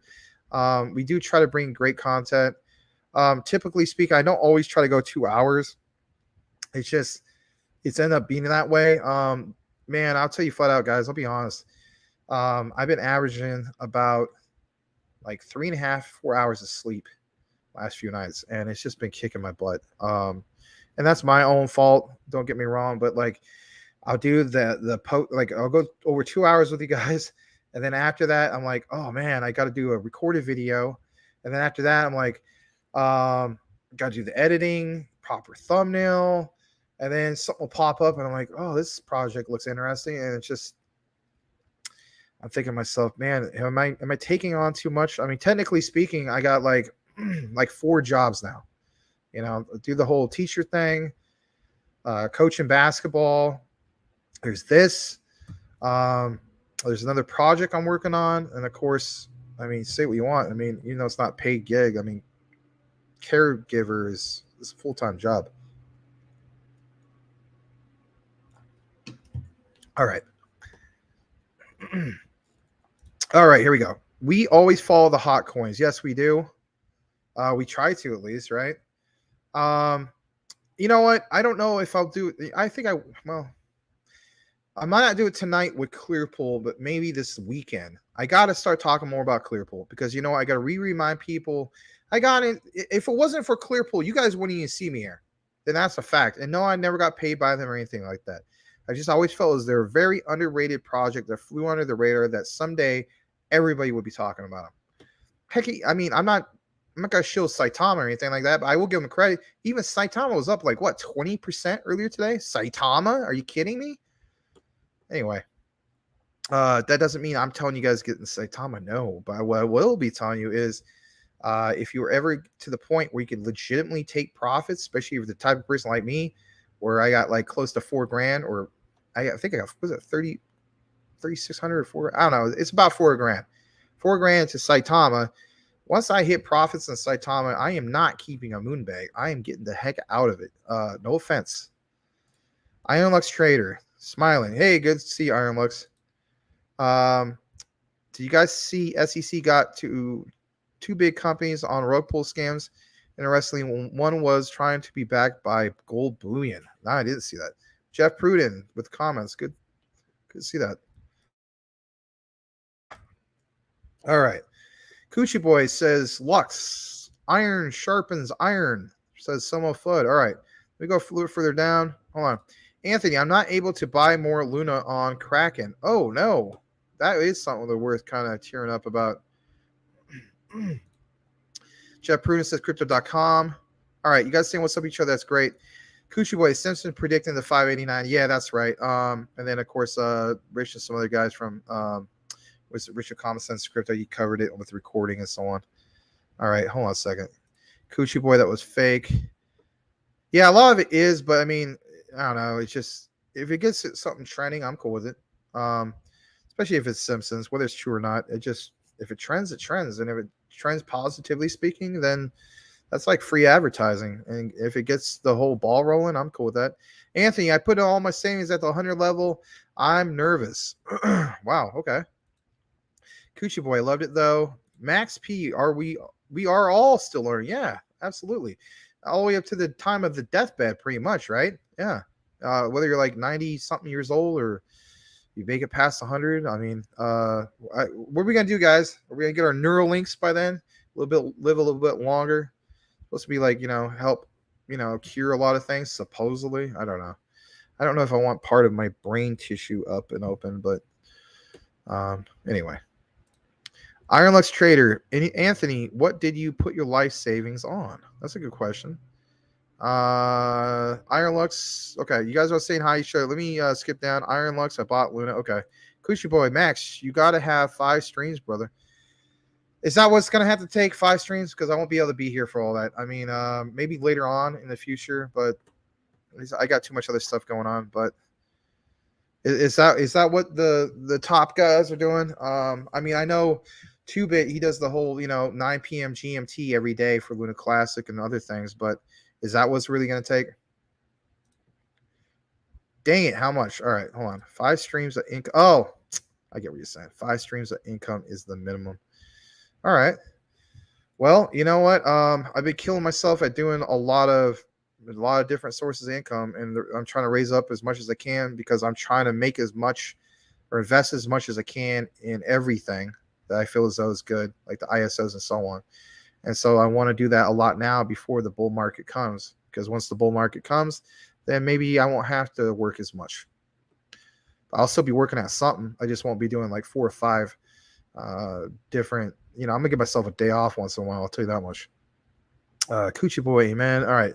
Shibnobi, ROG. Hello, everyone. Hello. Yeah. Hey, good to see you. Ironlux Trader. Good vibes to Shibnobi, ROG. Hello, Ironlux Trader. All right. Let me go further down. I think I'm almost towards the bottom. Yeah. All right. Smash that like button, everyone. Thank you so much. Really appreciate it.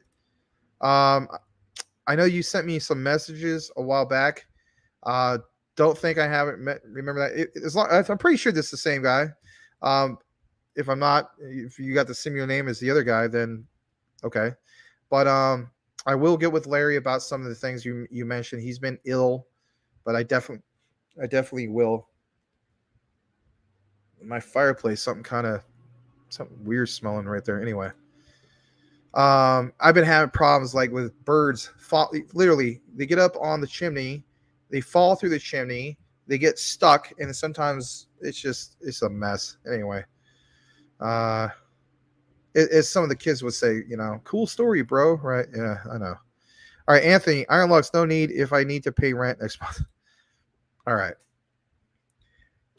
Here we go, guys. We're going to kick it into the last segment. It's regards to Luna Classic, and I thought I'd share this with you. Here we go.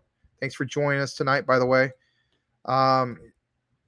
Before we do that, actually, we're just going to take one more look at this whole thing with Luna Classic. Gosh, I mean, it's still looking really amazing on that pennant. That green candle, and then just if that's not signs of what, you know, what is basically going to be coming. I don't know what else to say. Anyway, here we go. So this made USA Today. This is posted today as of Friday, the final day of September. Theme song tomorrow is obviously Bone Thugs and Harmony from, East. Was it East 1990 Eternal? Or was the album before that Thuggish Rogers Bone? Or I don't know. Maybe that was East 1990 Eternal. Anyway. Theme song tomorrow is Bones' hit classic, First of the Month, okay, for October 1st. So here we go. Ethereum's Vitalik Buterin claims Terra Luna's team engaged in market manipulation. Well, of course he's going to say that. He's been getting a lot of FUD coming his way, and why not? So here it is. This is straight from Alex Dovodia. Ethereum's Vitalik Buterin, maybe I'll do it in his voice. Ethereum's Vitalik Buterin claims that the Terra Luna team attempted to manipulate the market and prop up the price of the native token. In a lengthy interview with New York Times columnist Ezra Klein, Ethereum co-founder Vitalik Buterin claims that the Terra Luna team attempted to manipulate the market in order to prop up the value of the native cryptocurrency. All right, I'm going to stop doing that voice. Buterin says that no one actually knows what the Terra team was doing with its vast Bitcoin reserves. According to the Canadian programmer, listen to this, the Terra fiasco shows that decentralization doesn't solve every problem. Well, no, duh. Even if the algorithm is open and transparent, it is still going to break if it's poorly executed. That's a good statement, whether you're on board with that or not. The mechanism behind the failed blockchain project was just, quote, bad economics, according to Buterin. Well, okay, Vitalik, tell us something we don't know. We already realized the whole concept of what happened with, the failed Terra Luna before, or during the time of the crash, right? The pairing with what? Anchor Protocol, too much, like I mentioned, was going out instead of what was coming in. That's a recipe for disaster with anything, and hence why everybody shuns away from algorithmic stablecoins or even the talk of algorithmic. Can he tell us something that we don't already know, right? So the Ethereum co-founder recalls the plenty of, quote, smart people were saying that Terra was fundamentally bad. As reported by USA Today, Luna Classic, the remnant of the failed project, and Luna 2.0 recently experienced a resurgence this September, despite Terra founder Do Kwon being reportedly on the run after South Korea issued an arrest warrant against him. Buterin was surprised by the post-merge price drop. Buterin also revealed that he was surprised by the drop of Ethereum. Ethereum price after the much hyped merge event. Yeah, surprised my foot. He knew it was, he was expecting it. He just, he's going to want a malarkey. The price of the second largest altcoin is down 18% since September 15th, even though Ethereum's transition to proof of stake was a resounding success. Resounding success? Okay, USA Today. Okay, yeah. To the chagrin of crypto bulls, or chagrin, I can't even say that.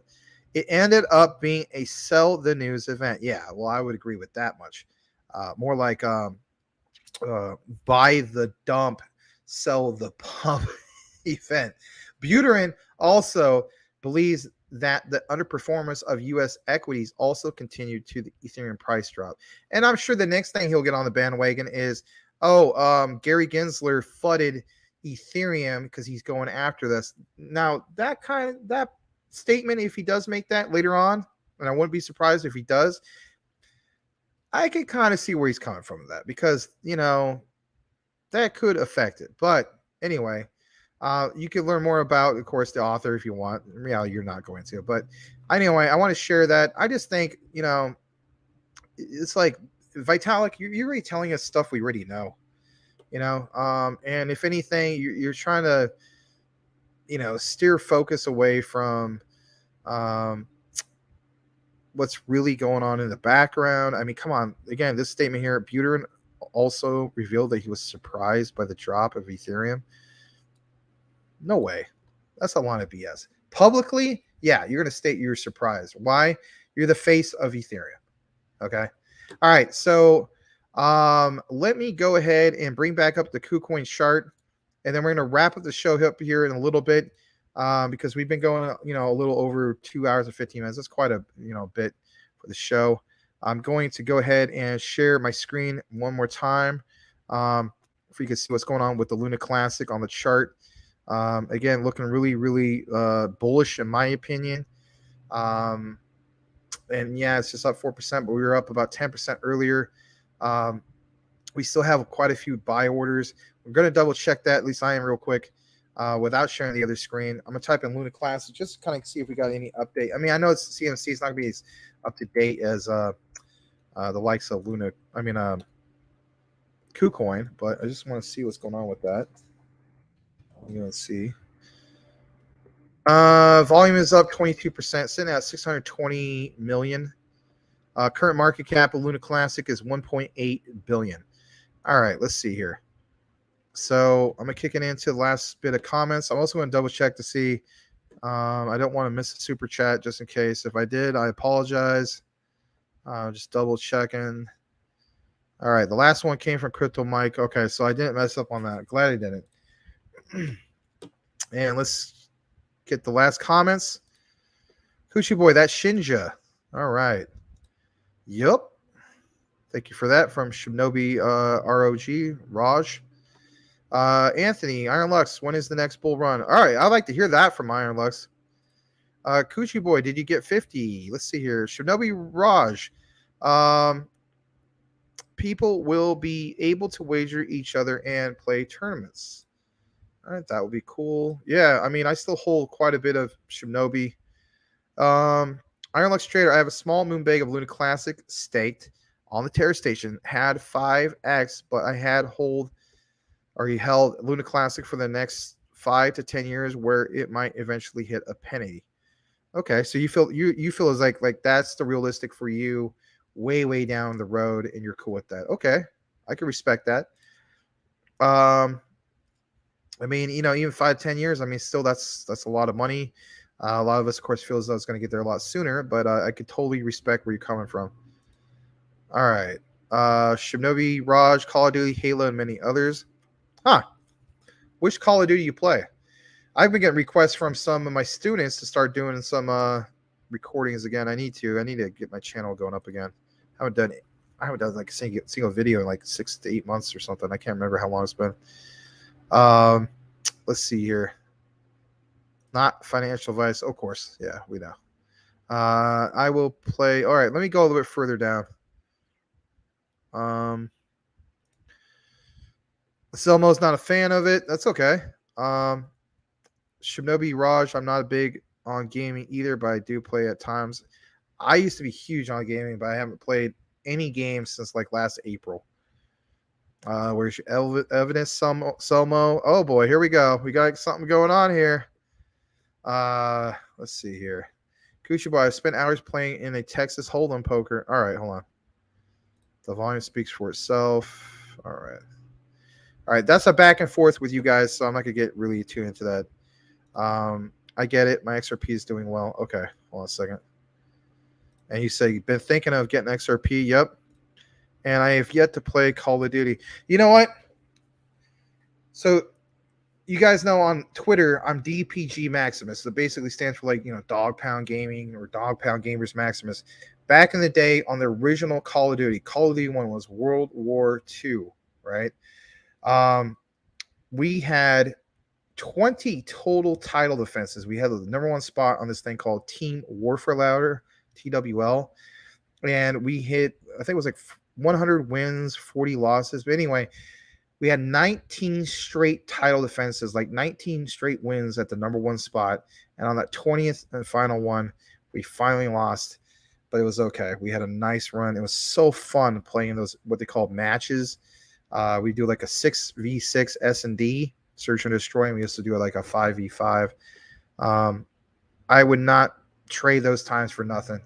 Made some good friends at the time. I talked to a lot of those guys still. It was so cool. That's where we're talking about the pioneering stages of what you see now for esports, right? And it's such a shame when I was able to come into it, or what we had to go through.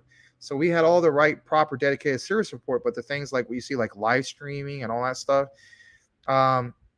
we didn't have those type of things then. So unfortunately, it's like, oh man, it would have been nice to have been able to be on a professional esports team and whatnot, but I still wouldn't trade for anything. I mean, having like a sniper on your team, I was the sniper, right? And I scope out an area, and then you tell your guys, all right, guys, we got 3 headed to A objective. All right. I'll cover you from this side. And it just, man, it was so fun. So fun. Oh man, I miss those days. Maybe in the next bull run when we can, for a lot of us to be able to retire young, right?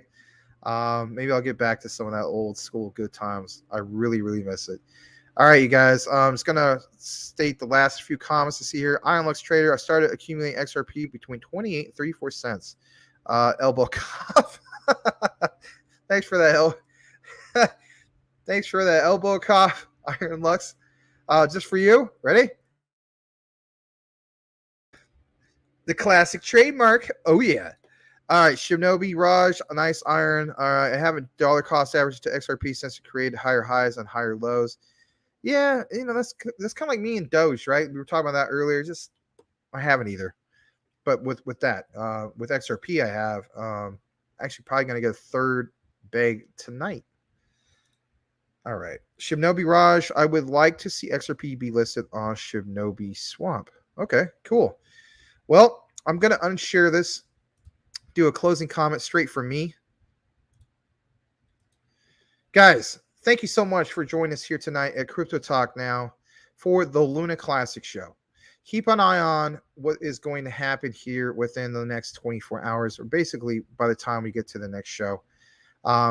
There's a lot of indicators that show that things can really take off for Luna Classic. Yeah, I personally feel very bullish on it. A lot of you guys do as well. But at the end of the day, I'm not a fortune teller, but I will always recognize the indicators that we've seen in the past that show upside potential and possible movement towards just that. We're not going to, of course, just talk about the likes of Luna Classic and whatnot. We also love to talk about other ISOs. We do talk about ISOs in that regard. XRP, Quant, XDC, XLM, as you guys would say, the triple X's. Continuously try to join us here at this network. We actually do deep dives into quite a few different projects, and for all the right reasons. We like to basically be able to provide you guys with great content as usual, but at the same time, we also want to take the time to recognize what? Our community. Here at Crypto Talk Now, we are all about that community.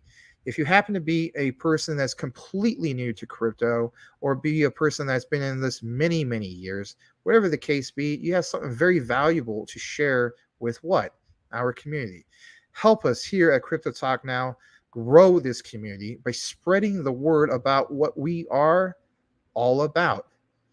So, on behalf of myself, Larry, who is ill, Patches the dog, and Johan, who's a very busy man, as well as our sister channel, Crypto Talk Now VR with Edward Vincent, Badir, aka Hump Not Dump, aka Crypto Winner, Jeff Pruden, Mike Cornwell, Legrand Commission from our Spanish-speaking channel.